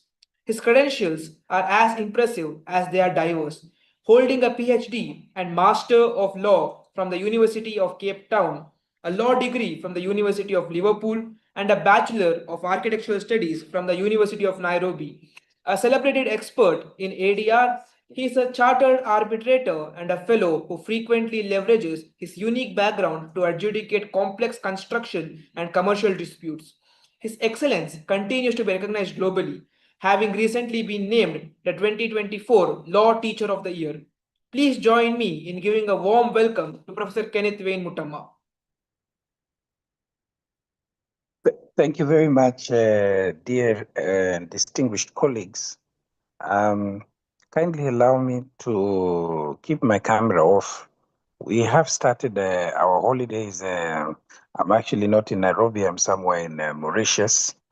And the general nature of the area, I think, puts me in a context that is very different from the ones that you're experiencing. We are in a very informal context in this part of the world. My apologies, I had joined yesterday, but for one or two reasons, it appears my connectivity was having difficulties. I think I understand, but I successfully was able to listen to the proceedings at a much later stage. I'd like to make 4 central points in relation to the topic at hand, and with specific focus on agriculture, subsidies, and the WTO system. The first, of course, is what many of the speakers earlier have said, the uniqueness of agriculture in the context of international trade. I can think of no other comparable yardstick in pronouncing on this uniqueness than the law of war. Because agriculture is a fulcrum to what states consider the question of sovereignty. And the international law system, as you can imagine, is built around the sovereignty. It has a horizontal paradigm in which the law translates into operation, that of equality of states and the question of sovereignty. Food security is at the very center of that issue of sovereignty. And it is, from a domestic point of view, considered to be utmost importance because of political stability. And it has a historical context in which nations have interacted with each other and have either been advantaged or disadvantaged. The law then comes into that context, specifically with the WTO system and its aspiration for trade liberalization. Of course, this all plays out like in many other areas of trade between a divide that has been evident in the north, or rather between the North and the South, with very, very different concerns that pitch development against other very important factors, including environmental factors and so forth. When you look at the WTO agreements, right from the very establishment of the GATT system to where we are, you will find that there are three pillars that are of relevance and of key importance to agriculture. The first, of course, is the question of market access. The second, of course, is discussions around how to deal with domestic support, which is evident. And the third, of course, is a question around export competition on a global scale. All of this is happening in the shadow of the agreement on agriculture and the agreement on technical barriers to trade, which, as you've heard from the distinguished speakers that came before me, is very key in shaping the relationship between each state and the international trade platform in general. As far as market access is concerned, I think, and again, I credit the speakers, so much has been said between yesterday and today. It's generally agreed because of its volumes and also in light of the spirit that international trade and international investment law is pitched and pivoted on, that agriculture is a large consignment when it comes to liberalization under the WTO. The focus, of course, has been on reducing barriers that restrict the access of agricultural products into domestic markets across the world. These barriers are not only found in the traditional DNA alignment of blocks of countries, such as the South and the North, developed and developing, the West and the East, and so forth, but they cut across. Historically, for the reasons that I had pointed out, jurisprudence in this area skirts around the issue, knowing that this has been the most protected aspect when it comes to trade. There are, of course, other protected aspects, but I think if a price was to go to a range of goods, and even if you added services under the WTO agreement, you would still find that agriculture tops them. That protection is evidenced by the pace with which tariff reduction commitments have been applied. So there is a general aspiration to reduce those commitments, whether holistically through average tariff levels or individually through specific goods and individual tariff lines. Even though generally the spirit of flexibility is retained, allowing for rapid tariff escalations and so forth, given the unique position that agricultural products can play in the livelihood and the lifeline of a state.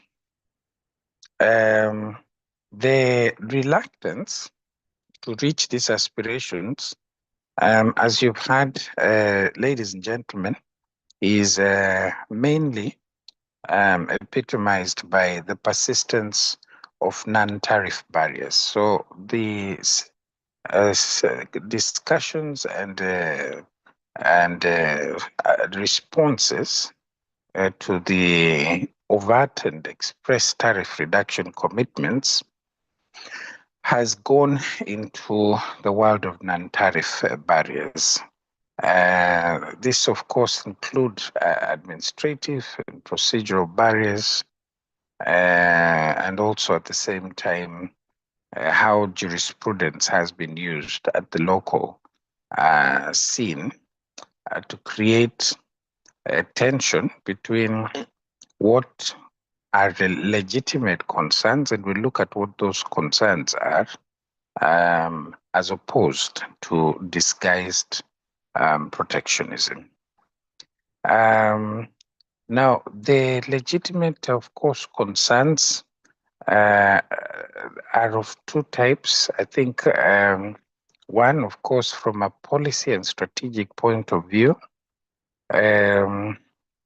the developing countries have had the concern of the historical advantage developed countries enjoy at the point that this discussion is being held.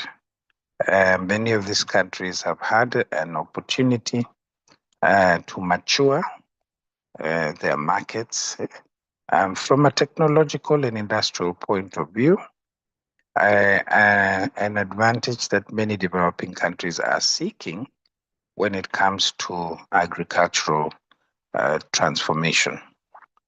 At the same time, and I think this is where the crux of the jurisprudence is going to play out in the future, there is a question of the right to food as a legitimate human right, and as a question also of the question of the principle of self-determination.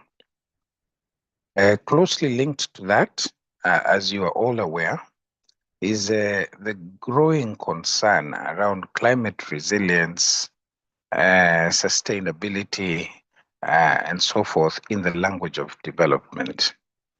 The WTO has to wriggle its way around these aspects, in addition to what you find in a lot of bilateral investment treaties, and what you would also find in many trade treaties, concerns not just around the environment, but also other ancillary human rights, including labor rights, and so forth.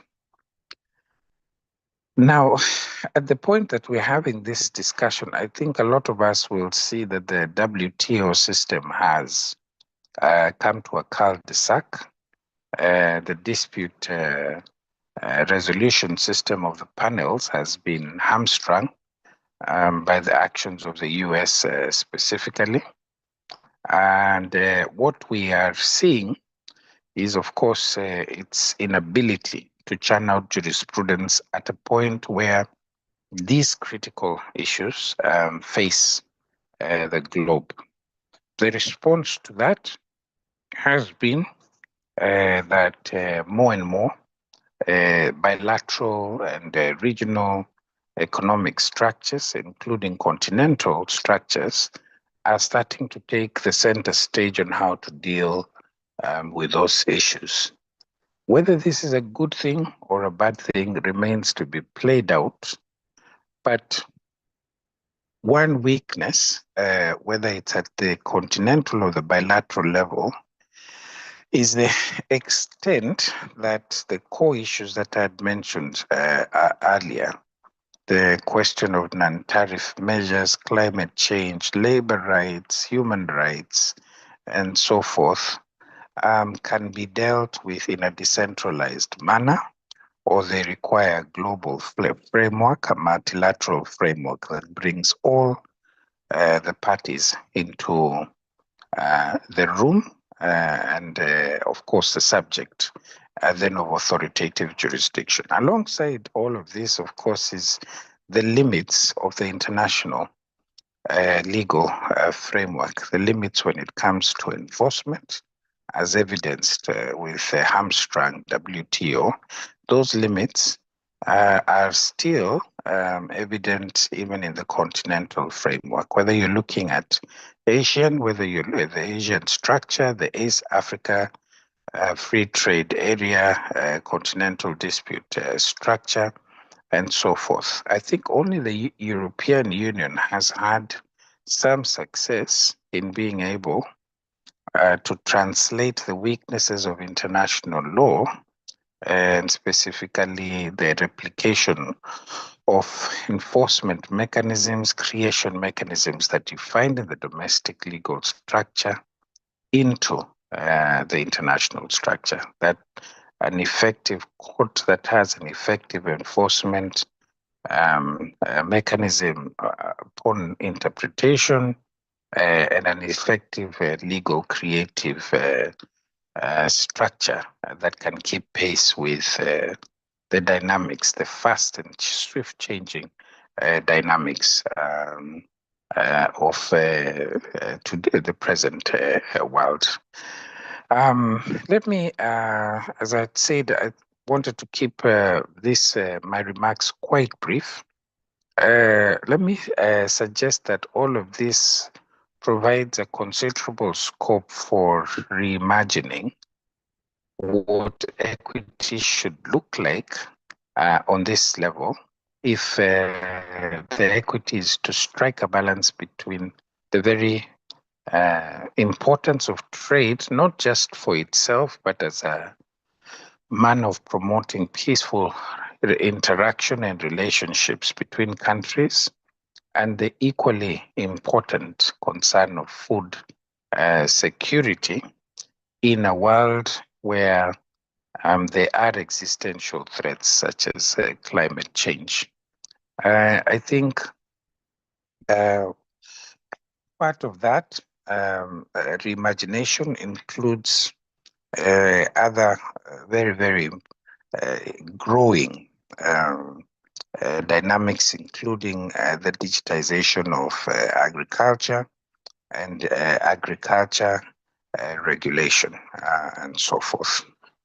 In the long run, what that is going to look like in the future, of course, is going to go into the foundations, not just of the WTO reform system, which in many ways ties with many other key reform mechanisms that are being proposed at the international level, including the United Nations and so forth, and the Charter. But it is going to suggest that the role of a world that is very centered, shall I say state-centric, remains an important consideration when we are thinking of how to redefine the roadmap for international trade as far as the sensitivity or that agriculture poses into that in that specific area. Thank you very much to the organizers. As I promised, I would keep my comments quite brief and allow me to hand over back to all of you. I say much appreciation. Thank you. Thank you so much, Dr. Mutamma. You have elaborated on the various aspects of the WTO and tariff and subsidies. Now, we would like to request Dr. Kenneth Kudayo from Institute of Law and Development, Mount Kenya University, to deliver his talk for the audience. Thank you very much. I hope you all can hear my voice.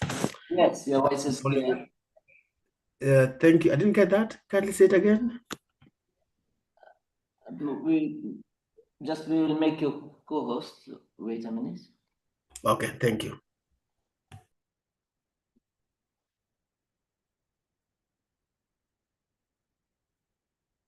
Yes. The first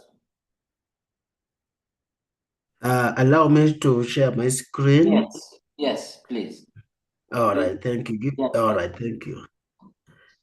First of all, my name is Dr. Kenneth Kaunda Kodeo. The previous presenter is my colleague, somebody I highly respect. So following after him is quite Just, how do I do it?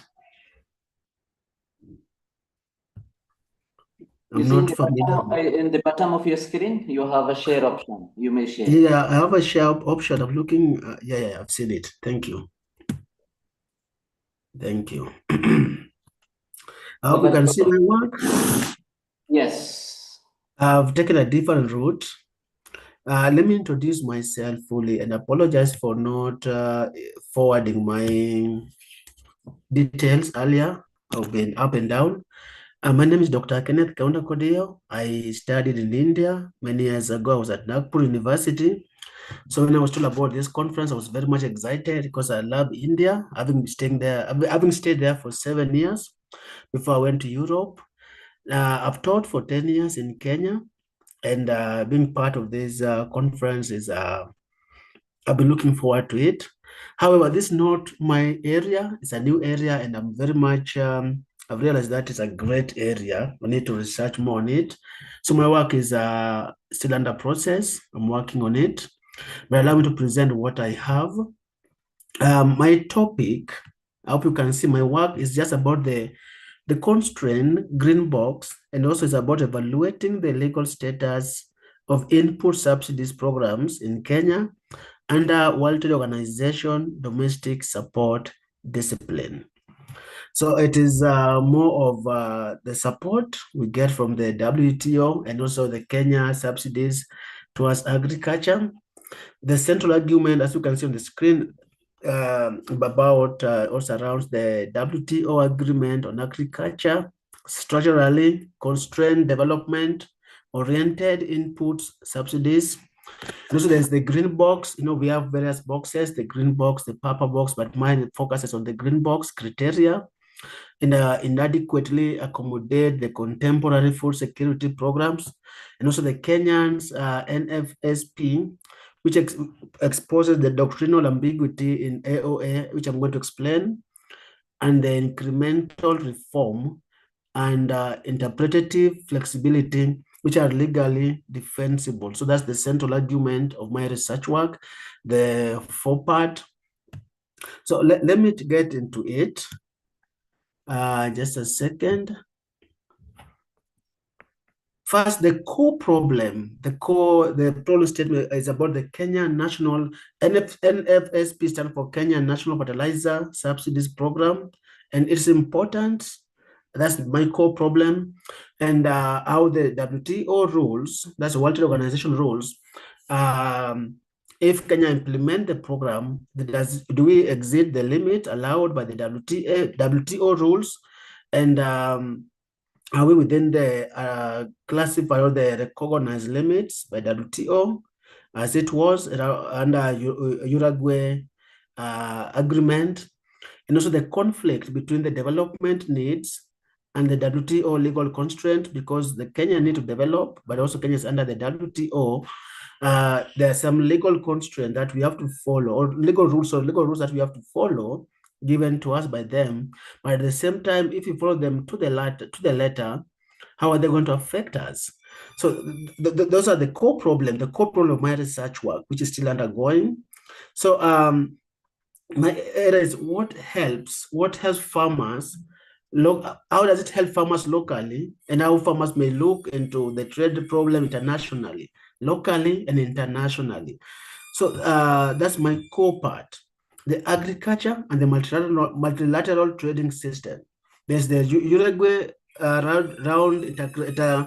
sorry, my daughter is making noise. Let me close the door. Just give me 1 second, I'll be back.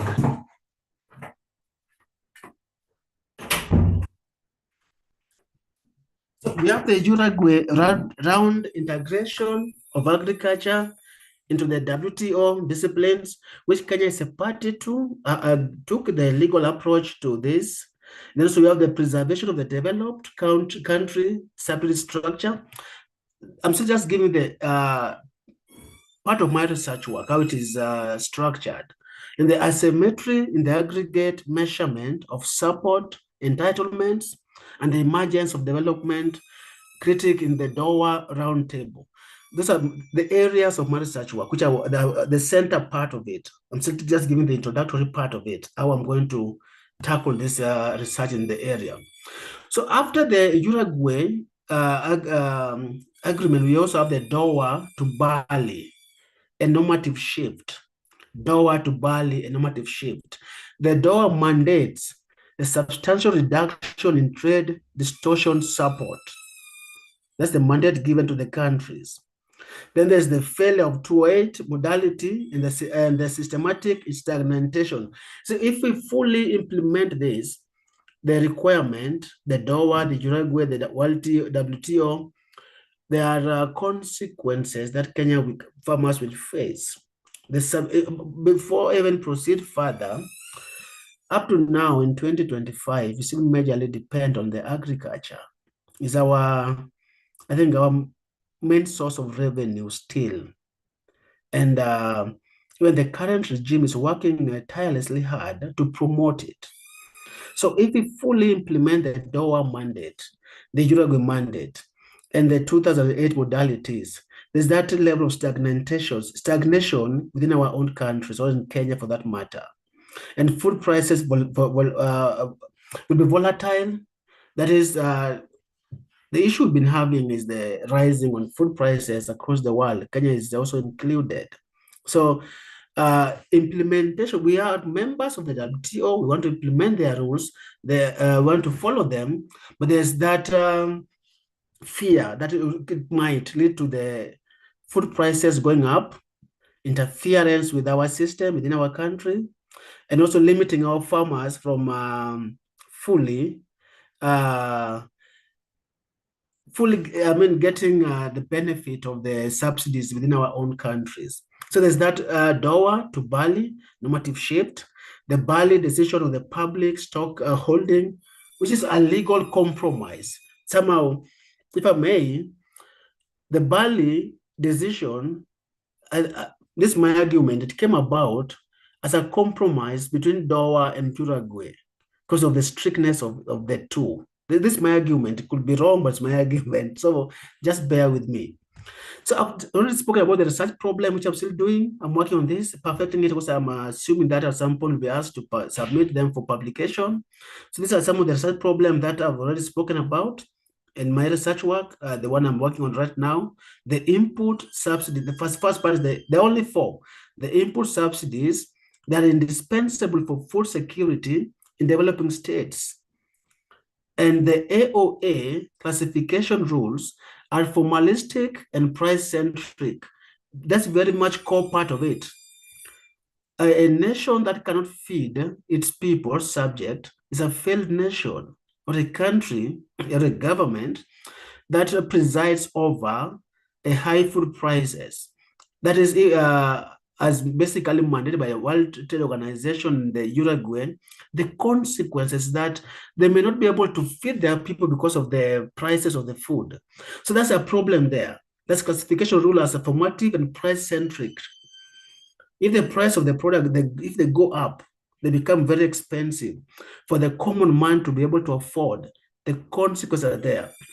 The NFSP, which I've already highlighted, the full form of it is the National Fertilizer Subsidies Program.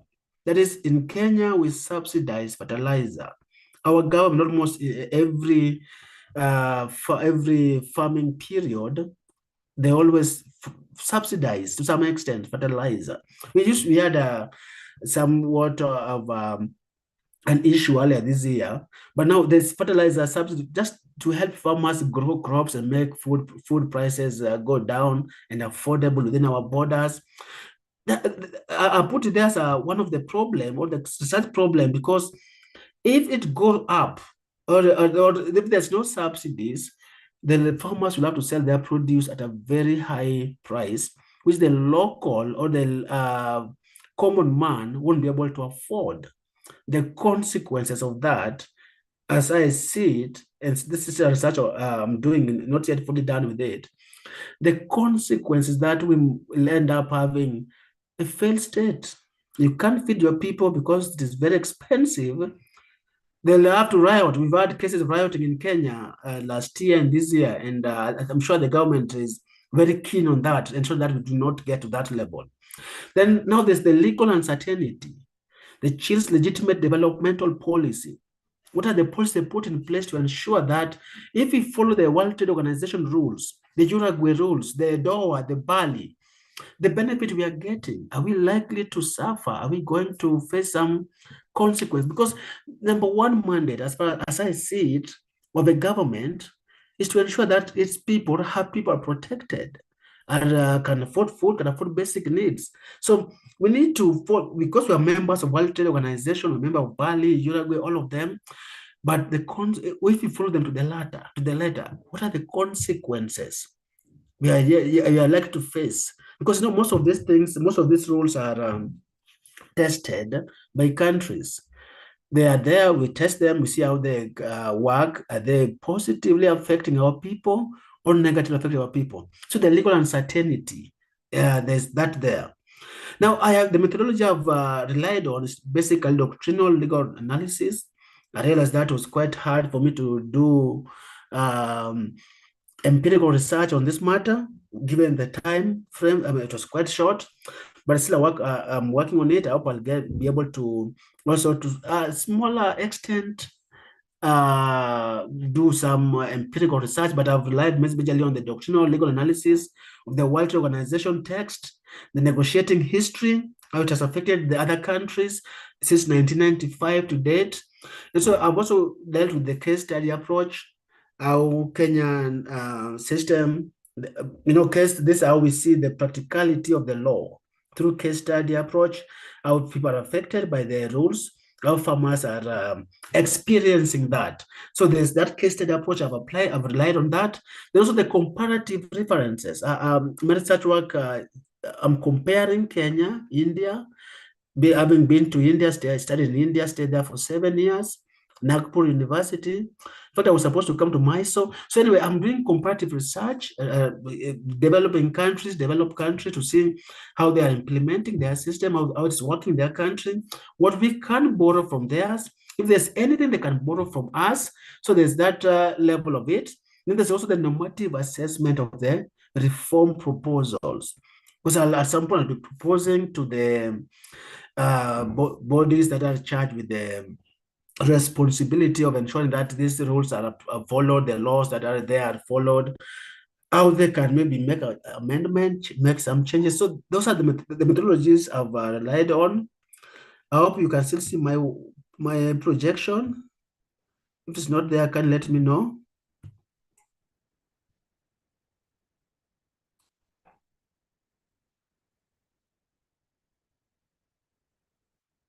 Let me proceed.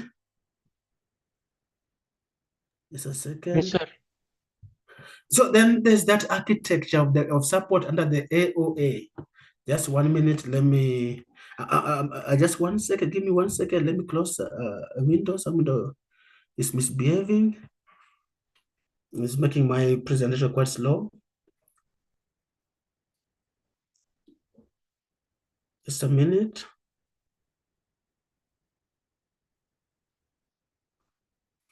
All right. So there's that architecture of the domestic support under the AOA. That is the regulatory. Basically, it's supposed to be more of regulator, to regulate, but not to prohibit. They are not supposed to prohibit farmers and countries from doing certain things, even though that's the aim of regulation, but it's supposed to regulate their behavior. So approach should be subsidies. What are the subsidies we need as farmers, or to give our farmers, to ensure that they can afford to produce food, they can afford to sell them at a very affordable rate? So under the World Trade Organization, they have various boxes. They have the green box. I mean, it's classified as such. I'll share this with you. There's green box, there's amber box, and then there is the blue box. So I will explain what they stand for, or what they mean. Just what green box is all about. What is happening? I don't know if you can see my screen. It's keep on bouncing. If you can see my screen, can let me know. Okay, I'm hoping you can see my screen. Let me proceed. So we have the green box, we have the amber box. Now, green box is basically one of the main 3 categories of the domestic agricultural support under the AOA, that is amber box and the blue box. So green box measures that are allowed without limits. That is, they are considered to cause no or at most minimal trade distortion. That's green box. The features of the green box, they basically include them government funded, that is the measure how much government is funding, maybe farmers, in this case, the consumers. They not involve the price support to producers. They don't support the producer financially to that extent, but the government, they can give some subsidies to farmers to ensure that, or to assist them in the production. They have minimal or no effect on the production of or trade. That's the green box. I hope I'm being clear. Then green box, we have various examples. They include the agricultural research and extension of services, the pest and disease control. Those are the examples of the green box. They include the agricultural research and extension services, pest and disease control, the infrastructure, road, irrigation storage, the environment protection programs. Those are some of the examples. The disaster relief, those are some of the green box that we have. They also have the couple income support. They're not linked to current production price level, but basically the green box is about the extending the agricultural research and services, ensure that there's pest and disease control to not affect the production of the produce, for that matter. The environmental protection program, those are the things including the green box, some of them. Now, in Kenya, where I come from, why does it matter? Why this matter? That's the green box. I'm a Kenyan, so my research is more of Kenyan centered. So Kenya, basically is classified as an agricultural nation, basically, even though that's our main source of revenue. So we have input, which I've already mentioned, subsidies program. So green box is very important in our country because green box support does not count towards reduction commitment and is legally safer under World Trade Organization rules, especially for developing countries like Kenya. I hope I'm making sense. If I'm not making sense, kindly you can stop me. So that's about green box. Now, amber box, which is also one of the categories of under the World Trade Organization, is more of the market price support. So amber box, it refers to the trade distortion domestic support for agriculture under the World Trade Organization, or on agriculture. That's the World Trade Organization Agreement on Agriculture. AOA stands for Agreement on Agriculture. So amber box, it refers to trade distortion domestic support for agriculture under the World Trade Organization Agreement on Agriculture, AOA. So amber box covers all agricultural subsidies that directly affects production and prices. Amber box affects production and prices and encourages farmers to produce more, thereby they distort trade. In Kenya, we have had some kind of issues. There were these are just allegations, we have no evidence to them, that some people will import sugar and other products from out of the country to interfere with the local farmers. So there have been push among the farmers and the people who are in charge, let's say the common man, for their products to be given the first priority, because the affecting of their prices when they are importation from other countries, that is somehow lowering farmers' morale. They're like, we produce, but we don't sell in our countries.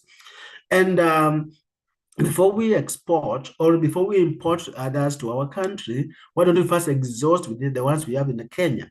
So that's amber box for that matter. We have green box and we have amber box. So amber box, I've already discussed that. Now the last one, which I also want to talk about a little bit, is the blue box. Now blue box is more of, it's also under the World Trade Organization Agreement on Agriculture, AOA, Agreement on Agriculture, it refers to a special category of agricultural subsidies. It's more close to green box under the World Trade Organization Agreement on Agriculture. So it's more of a special category of agricultural subsidies. And they also trade distorting, which are allowed because they are linked to production limiting programs. I hope that is clear. If there's any question, I'm ready to answer. So we discussed about the green box, which is about the funding, and I've gone ahead to cover other boxes as well. So these ones I've discussed up to that point. So there's Kenyan agricultural policy. The Kenya's agricultural policy legacy. That is from the moment we got our independence. I'm aware India got its high independence in 1947. We came about in the year 1963. 1964 we became a republic. So since then we've been trying to find better ways to promote agriculture within our country, basically to ensure that food is affordable, production is high, and that also follow the international guidelines given to us by the World Trade Organization. So there have been post-independent state-led models. There have been various models trying to ensure that it's more of how can we ensure production is high, the prices are low, food is affordable. That's what like our motto, like because the way I said earlier, a country that cannot feed its people or a government that cannot feed its people is a failed government. The moment food prices are high and common men can't afford, only the middle class and higher class, then you have failed as a state. So the policy in Kenya is more of various models being tested since 1964. This is 63 to date. Now we have a constitution that came into place in 2010. So they're testing all these things to see if, like, which one is the best model. There's the adjustment of the law, the structures, the subsidies, like even the current regime when they were campaigning, one of their manifesto was subsidizing the fertilizer, ensuring that farmers can get fertilizer at an affordable price, affordable rates, because food production is one of the issues that has to be discussed. So under this agreement on agriculture, Kenya under the agreement on agriculture, some of the, we rely on the green box. I've already discussed the green box. We rely on it so much. And blue box is somehow absent in our system for that matter. Allow me to proceed. If there's any question, you can just stop me. So I've spoken about the National Fertilizer Subsidies Program is there just to ensure or enhance productivity and food security. Government procure, like the current regime, they procure fertilizer in large quantity. Of course, there are some scandals here and there, but at least the maize fertilizer are affordable to our people, to our farmers, and they ensure that they could reach farmers on time, I think so, and they were utilized. I remember, I think it was earlier this year, sometime this year, not early, but sometime this year, our president was bragging about the production. That was his initiative, making sure that fertilizer is affordable. So there's the National Fertilizer Subsidy Program, which objective is to enhance production and food security. Imagine if a country depends on outsiders to feed it or to feed her. Let's say a country depending on USA, India, China, and other countries, that would be very terrible because if they refuse to give you food, your people can starve. They can be like, you either give us this thing or we don't feed you. So that's an area that any sensible government must take seriously, ensure that you can feed your people and ensure that there are mechanisms, there are rules, there are laws, they're in place, there are intervention. When the prices are going up, the government must intervene. They can subsidize food, they can find a way to pay farmers or to buy from farmers, then they sell cheaply or affordably to the common man. Market price support, they can support them, which I've already mentioned about government buying in bulk and then selling to farmers, to local people. so that they can somehow subsidize food item, all those things. So that's still another market price support. Still, we have some issues here and there, the controversy, because even though we are supposed to follow the WTO, we don't follow them to the latter. There's some kind of conflict, because if you follow them to the latter or to the letter, at some point we'll end up hurting our own farmers, hurting our own people. So that we have to somehow, sometimes, occasionally, find ways to circumvent the rules to favor us. I hope I'm making sense, and I think that should be it. Still a research I'm doing. I'm still doing this research. I'm almost done with it. And if this publication, I will, the moment you reach out to us, I'll share my work. I'm sure it'll be done by January and share it for publication. So in case of any question, I'm here to answer regarding my presentation. In case of any doubt, if I wasn't clear, kindly forgive me. I'm here to respond to any question. Thank you for the opportunity. I am done. Thank you so much, Dr. Kenneth.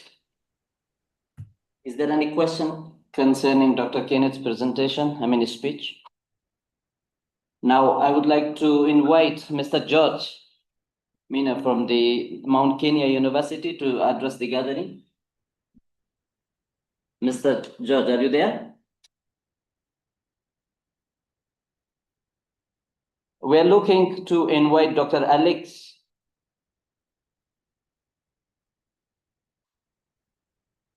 Seeing none. Finally, I have honor to invite Ms. Jacqueline. Yes. Hello. Yes, ma'am. Shall we proceed with you? Yes, I am Please available. proceed. Yeah, Please yes, proceed. yes. You will allow me to share my presentation? Yes, you will be allowed. Okay, thank you. You can share, yes. Okay. Just give me a minute. Oops. So, I hope you can see the presentation on your end. Yes, you are audible. Okay, great. And you can see my presentation on the screen? Yes, we can see it. Okay, great. So I think I'm the last session today, and I know I'm standing between everybody and their weekend, but I wanted to take first the opportunity to thank the organizers for inviting us and inviting me in particular to participate in today's two-day conference. And I will be speaking on whether it's an equalizer or an entrencher, and my area of research is artificial intelligence and sustainable finance, and those are the areas that I am really mostly concerned about in my day-to-day research work. I'm a PhD candidate at the University of Nairobi, and I am also a practitioner in these areas and others, including dispute resolution and governance in Kenya and Africa as a whole. So the title of my presentation is Equalizer or Entrencher, Artificial Intelligence, Sustainable Finance, and Africa's Agricultural Subsidy Dilemma Within the World Trade Organization System. So I wanted to welcome you and just to mention that there are many ways to look at this subject, but the key areas that I thought that I would look at for this particular conference would be the WTO legal constraints and the AI and ESG tools in subsidy delivery, as well as equity versus entrenchment in global governance. Perhaps the first question you might want to ask me is, why am I talking about ESG? And my nexus of interrogation or research is sustainable finance. The ESG, and that's environmental social governance tools, are the approaches that we are now using for reporting and for looking at the metrics that ultimately build up to sustainable finance. Sustainable finance being the long-term view of the tools, the ESG tools that I tend to look at. So I will jump right into it and just mention the core dilemma. Africa historically, and I guess even the global South, has not had the opportunities that it currently has with the advent of these two twins that I research, artificial intelligence and sustainable finance. The new emerging areas, the tools that they are providing are giving us a real opportunity to leapfrog in agriculture and food systems, and they're doing this by bypassing the old pre-existing inefficiencies. Artificial intelligence creates infrastructure, it enables scaling, and sustainable finance then looks at how do we bring financing to the table, and financing is banking and insurance, also risk management in this particular space.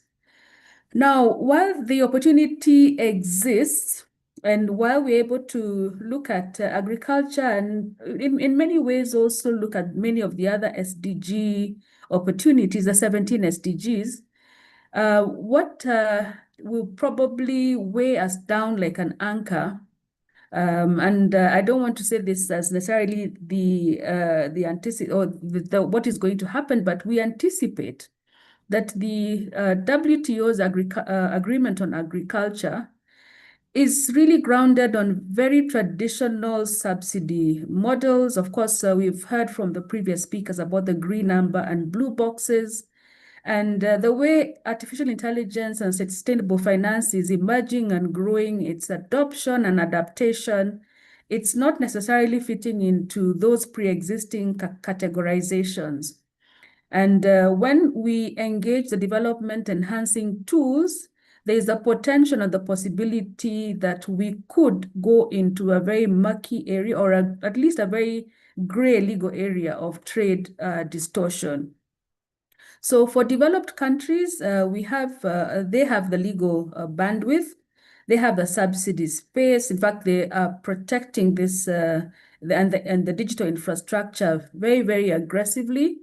And while we look at Africa, on the other hand, we still lack the subsidy power and the legal influence in the WTO. Nevertheless, we have people who are engaging in deep learning, in machine learning, and also in artificial intelligence. And every day there are new developments and they're impacting pretty much everything and we are doing in this space. And in fact, everywhere, and agriculture is no exception. I also mentioned that my colleagues, those who came before me, have already spoken about the WTO agreements impacting on agriculture.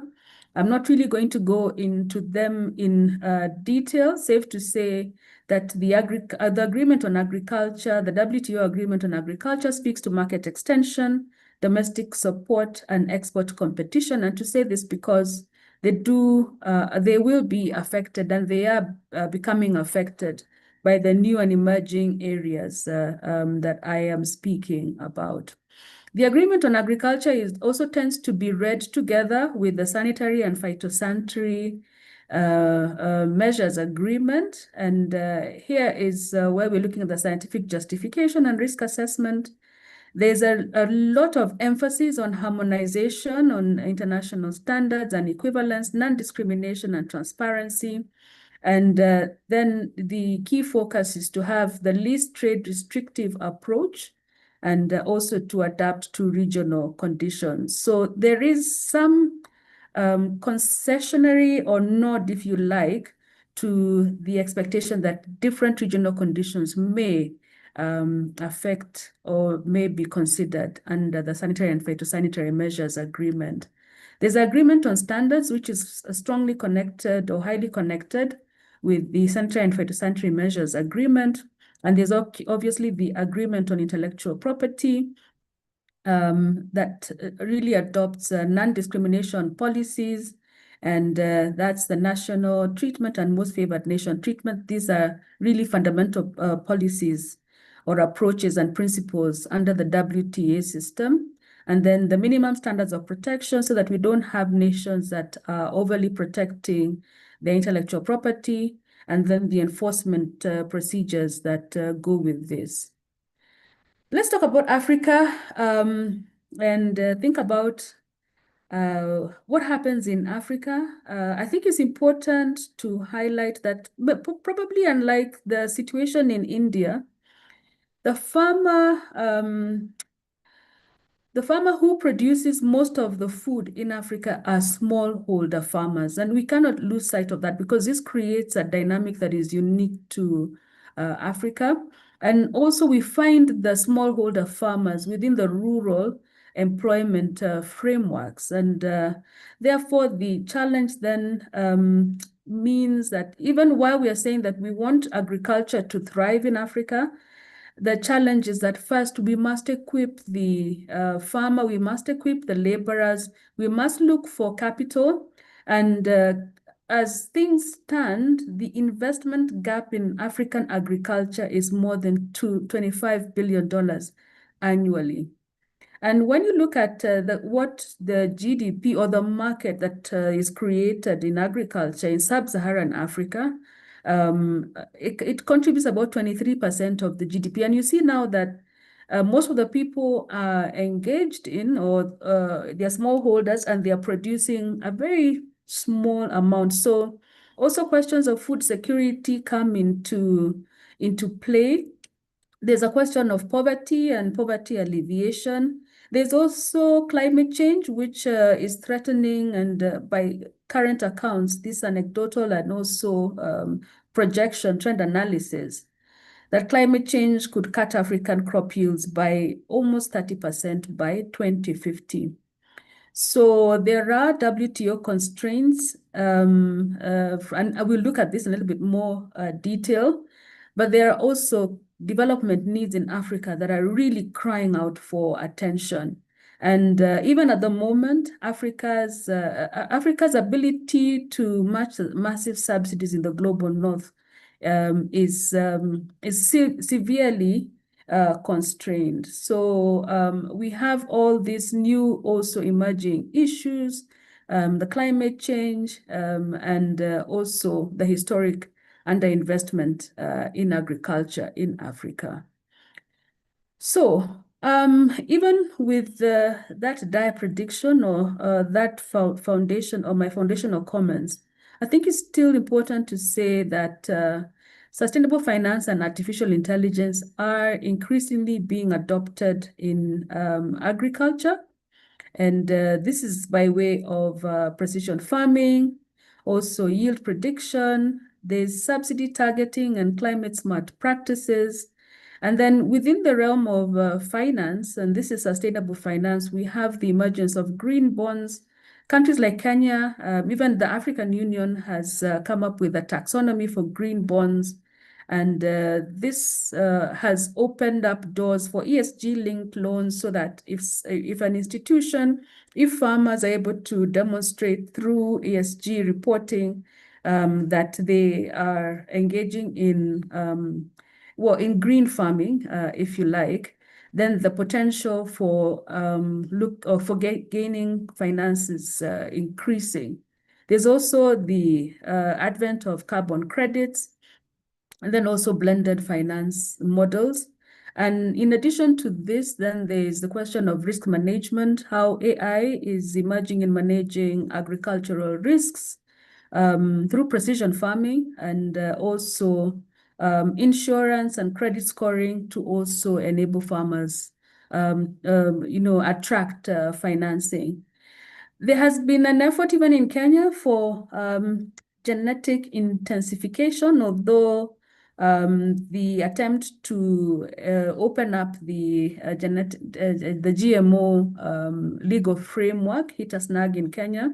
There is at least quite a bit of research that is also going on in this particular space.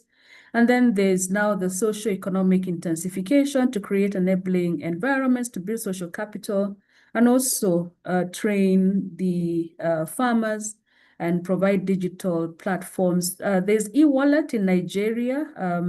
Ghana also has smart subsidies that are emerging through their digital platforms. Kenya has a very well-established M-Pesa platform and a hustler fund that also looks at providing quick finance for the smallholder farmers. So there are developments. The only question is, because there are now legal conflicts also emerge at the intersection of AI, sustainable finance, and the WTO principles, questions such as the e-wallets I've mentioned, will they distort output? Will they breach the de minimis WTO framework and provisions? And will also questions of AI-driven carbon verification and tied to payments also remove this provision or this support from qualifying for the green to be categorized under the green box? What about the ESG loans with favorable terms? Is it a financial incentive for certain crops? So are these indirect subsidies, how are they going to be treated? Because many of these questions that are emerging are yet to be tested within the WTO legal system principles and framework. What about climate smart insurance and with public backing? If it's linked to yield or output, this could affect trade. And then the question then becomes, how is it going to be classified under the agreement of agriculture? And then the green infrastructure finance. And, because I just mentioned what's happening in Kenya with the central bank green taxonomy. And also its adoption at the, I think it happened this year for at the African Union level. So is it a challenge? And I mean, is it going to come under national treatment in the GATT framework or in the SCM agreement as well? So we can expect that these questions are going to occupy us for quite a while. I've tried to look at what may or may not fall within the green box, amber box, and the blue box, and I've also introduced a gray zone where we are not so sure where this is going to land. So at this point in time, as we're getting into these emerging areas, the questions that we will ask ourselves is that, is AI going to camouflage subsidies under the WTO radar? And you see, AI is going very closely connected with finance and sustainable finance at that. And would there be a question as to whether these are technological advances or whether these are indirect subsidies under the WTO framework? Does sustainable finance count as a non-trade distorting green box support? If it is research and development, maybe. If it is to service anything that's related to environmental and environmental aspects, if it is mostly about crop insurance and carbon credit programs, if they're decoupled, then there's a good possibility that they will fall under the green box. The problem now starts coming in when there is ambiguity. Would these AI-driven subsidies be legal if they indirectly benefit production? And then, of course, this would tend to flow, not necessarily as agriculture generally, but on a crop-by-crop consideration. How is this going to affect us? So if they're AI targeted input subsidies and they are for specific crops, or say for dairy farming, then are they going to be within the amber box, or is it R&D? Which one is going to prevail in the long run? And then also, if there are any yield-linked ESG loan programs or output incentivized carbon markets. Let me say something about the ESG loan programs. There are some companies in East Africa now which support, the production of crops. They give farmers advice through the phone. And then what tends to happen is that these companies are giving smartphones to the farmers. And many times the smartphones are given on a loan subsidy, a loan program basis. So when you have a situation like that, then are we dangerously skirting within the amber box? And And then the question that arises, and probably for purposes of my presentation, the gray zone is the area where nobody really knows or can identify or predict at this point in time. So if for example, the example that I've given of providing smartphones and then giving loan, payment terms for them to pay for this, for smart irrigation, for different products and different crops in different areas. And if it's, and when I mentioned the Hustler Fund, it's a digital loan that is provided through the phone or the e-wallets in Nigeria. Then is this a digital agricultural credit? Notwithstanding the fact that the Hustler Fund is given to different people along the production line, including those who are going to market, then where do they fall? How are they impacted on the WTO, in the WTO system? So the key challenge that we have right now is that there's I think we can perceive already that there's a regulatory lag between the WTO and the 21st century financing tools and AI technology. And I haven't even mentioned blockchain or cryptocurrency or fintech, as they're calling it today. Why do all these considerations matter for Africa? If you look at the map of Africa presented, the countries in red, these are the MENA countries. They import, 75%, I think even India is there, or more, or food consumption, although this may be different given what I had other speakers speak about earlier today. Countries like Kenya, we import 25 to 50% of our food consumption. There are those countries which are food secure. They are marked in green. So the question then becomes, for Africa, with such a loop-sided need for development push, and these new tools that have arrived, AI and sustainable finance, they are available for us to close the agricultural productivity gap. So then also just thinking about, okay, there are those areas with less, less rain or availability of water. So, and then do we need to campaign or champion that the WTO legal system's rigidity then be relaxed a bit so that we can allow for innovation. And then the problem is we may seek, to innovate and then also then risk sanctions. Or then do we say, oh, the system is too rigid, it's too onerous for us to comply, and then we tell ourselves that we can remain inefficient. The dilemma remains that the developed countries have legal and technical muscle to structure their AI and ESG tools to fit within the green box rules.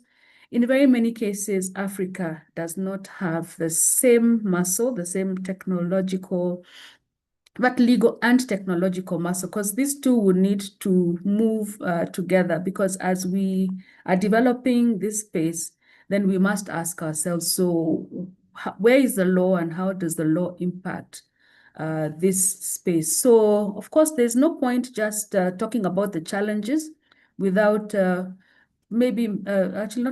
without thinking through the possible solutions through policy and legal pathways. In the short term, there is need for a concerted effort. I think we're about 54 countries in Africa who we should be championing WTO reforms to include Africa, notwithstanding the challenges that still pertain with the current architecture as it is. And one of the short-term reforms we should be looking for or pushing for is to ensure that WTO recognizes developmental subsidies for food security and also to mitigate the climate change effects.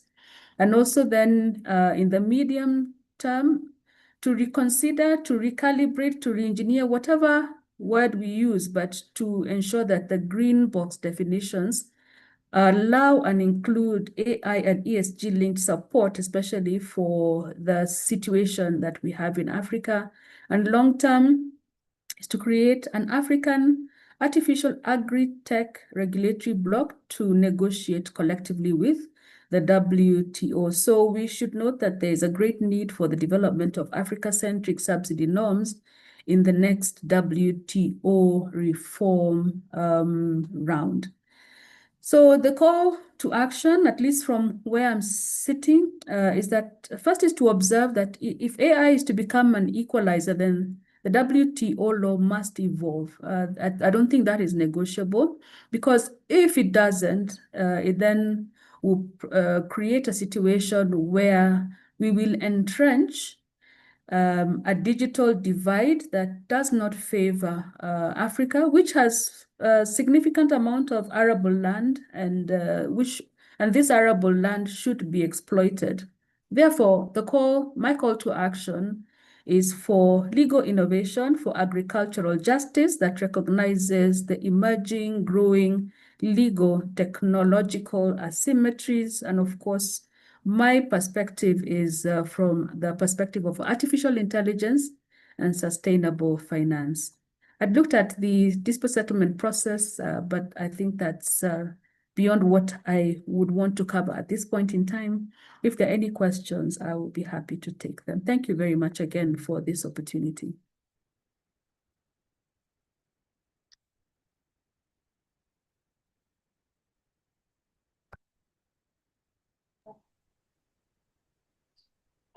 Thank you so much, ma'am. Is there any question pertaining to Ms. Jacqueline's speech from audience? Seeing none, I shall now have a privilege to request Mr. Josephine Thomas, Faculty of Law, JSS Law College, to propose the vote of thanks for today's program. Thank you. So as we conclude the second day of this international conference on legal dimensions of agricultural subsidies in the WTO, today's sessions have clearly highlighted the importance of this theme in the context of global trade, food security, and sustainable agriculture development. I sincerely thank the University of Mysore and respectfully acknowledge Professor Dr. Loknath, Honorable Vice Chancellor, Srimati M.K. Savida, Registrar, and Professor Dr. M.S. Benjamin, Dean Faculty of Law and Chairman. I extend my heartfelt gratitude to our collaborating institutions and their representatives, Professor K.S. Suresh, Chief Executive, JSS Law College, Mysore, India, Dr. N. Vanisri, Principal, JSS Law College, and Organizing Secretary of this conference, Professor Dr. Nicholas from UC Leuven, Belgium, Professor Dr. Kenneth Wayne from School of Law, Mount Kenya University, Kenya. My special thanks to our Chief Guest, Dr. Vasant Kumar, Managing Director and Chief Scientific Officer, Green Life Crop Tech, for sparing his valuable time and sharing his insightful thoughts. Our guest of honor, Professor Dr. T.N. Venkata Reddy, University of Agricultural Sciences, Bangalore, for sharing insights on agriculture market policy in India. And my heartfelt appreciation to all the esteemed speakers, Professor Dr. Kenneth Wayne, Dr. Kenneth Kodia, Ms. Jacqueline, for your invaluable contributions and meaningful presentations. Finally, I thank Dr. Syed Kudrat, Coordinator, and Mr. Abhijit, Student Member, whose behind-the-scenes efforts and teamwork made this conference a success. Thank you. Thank you.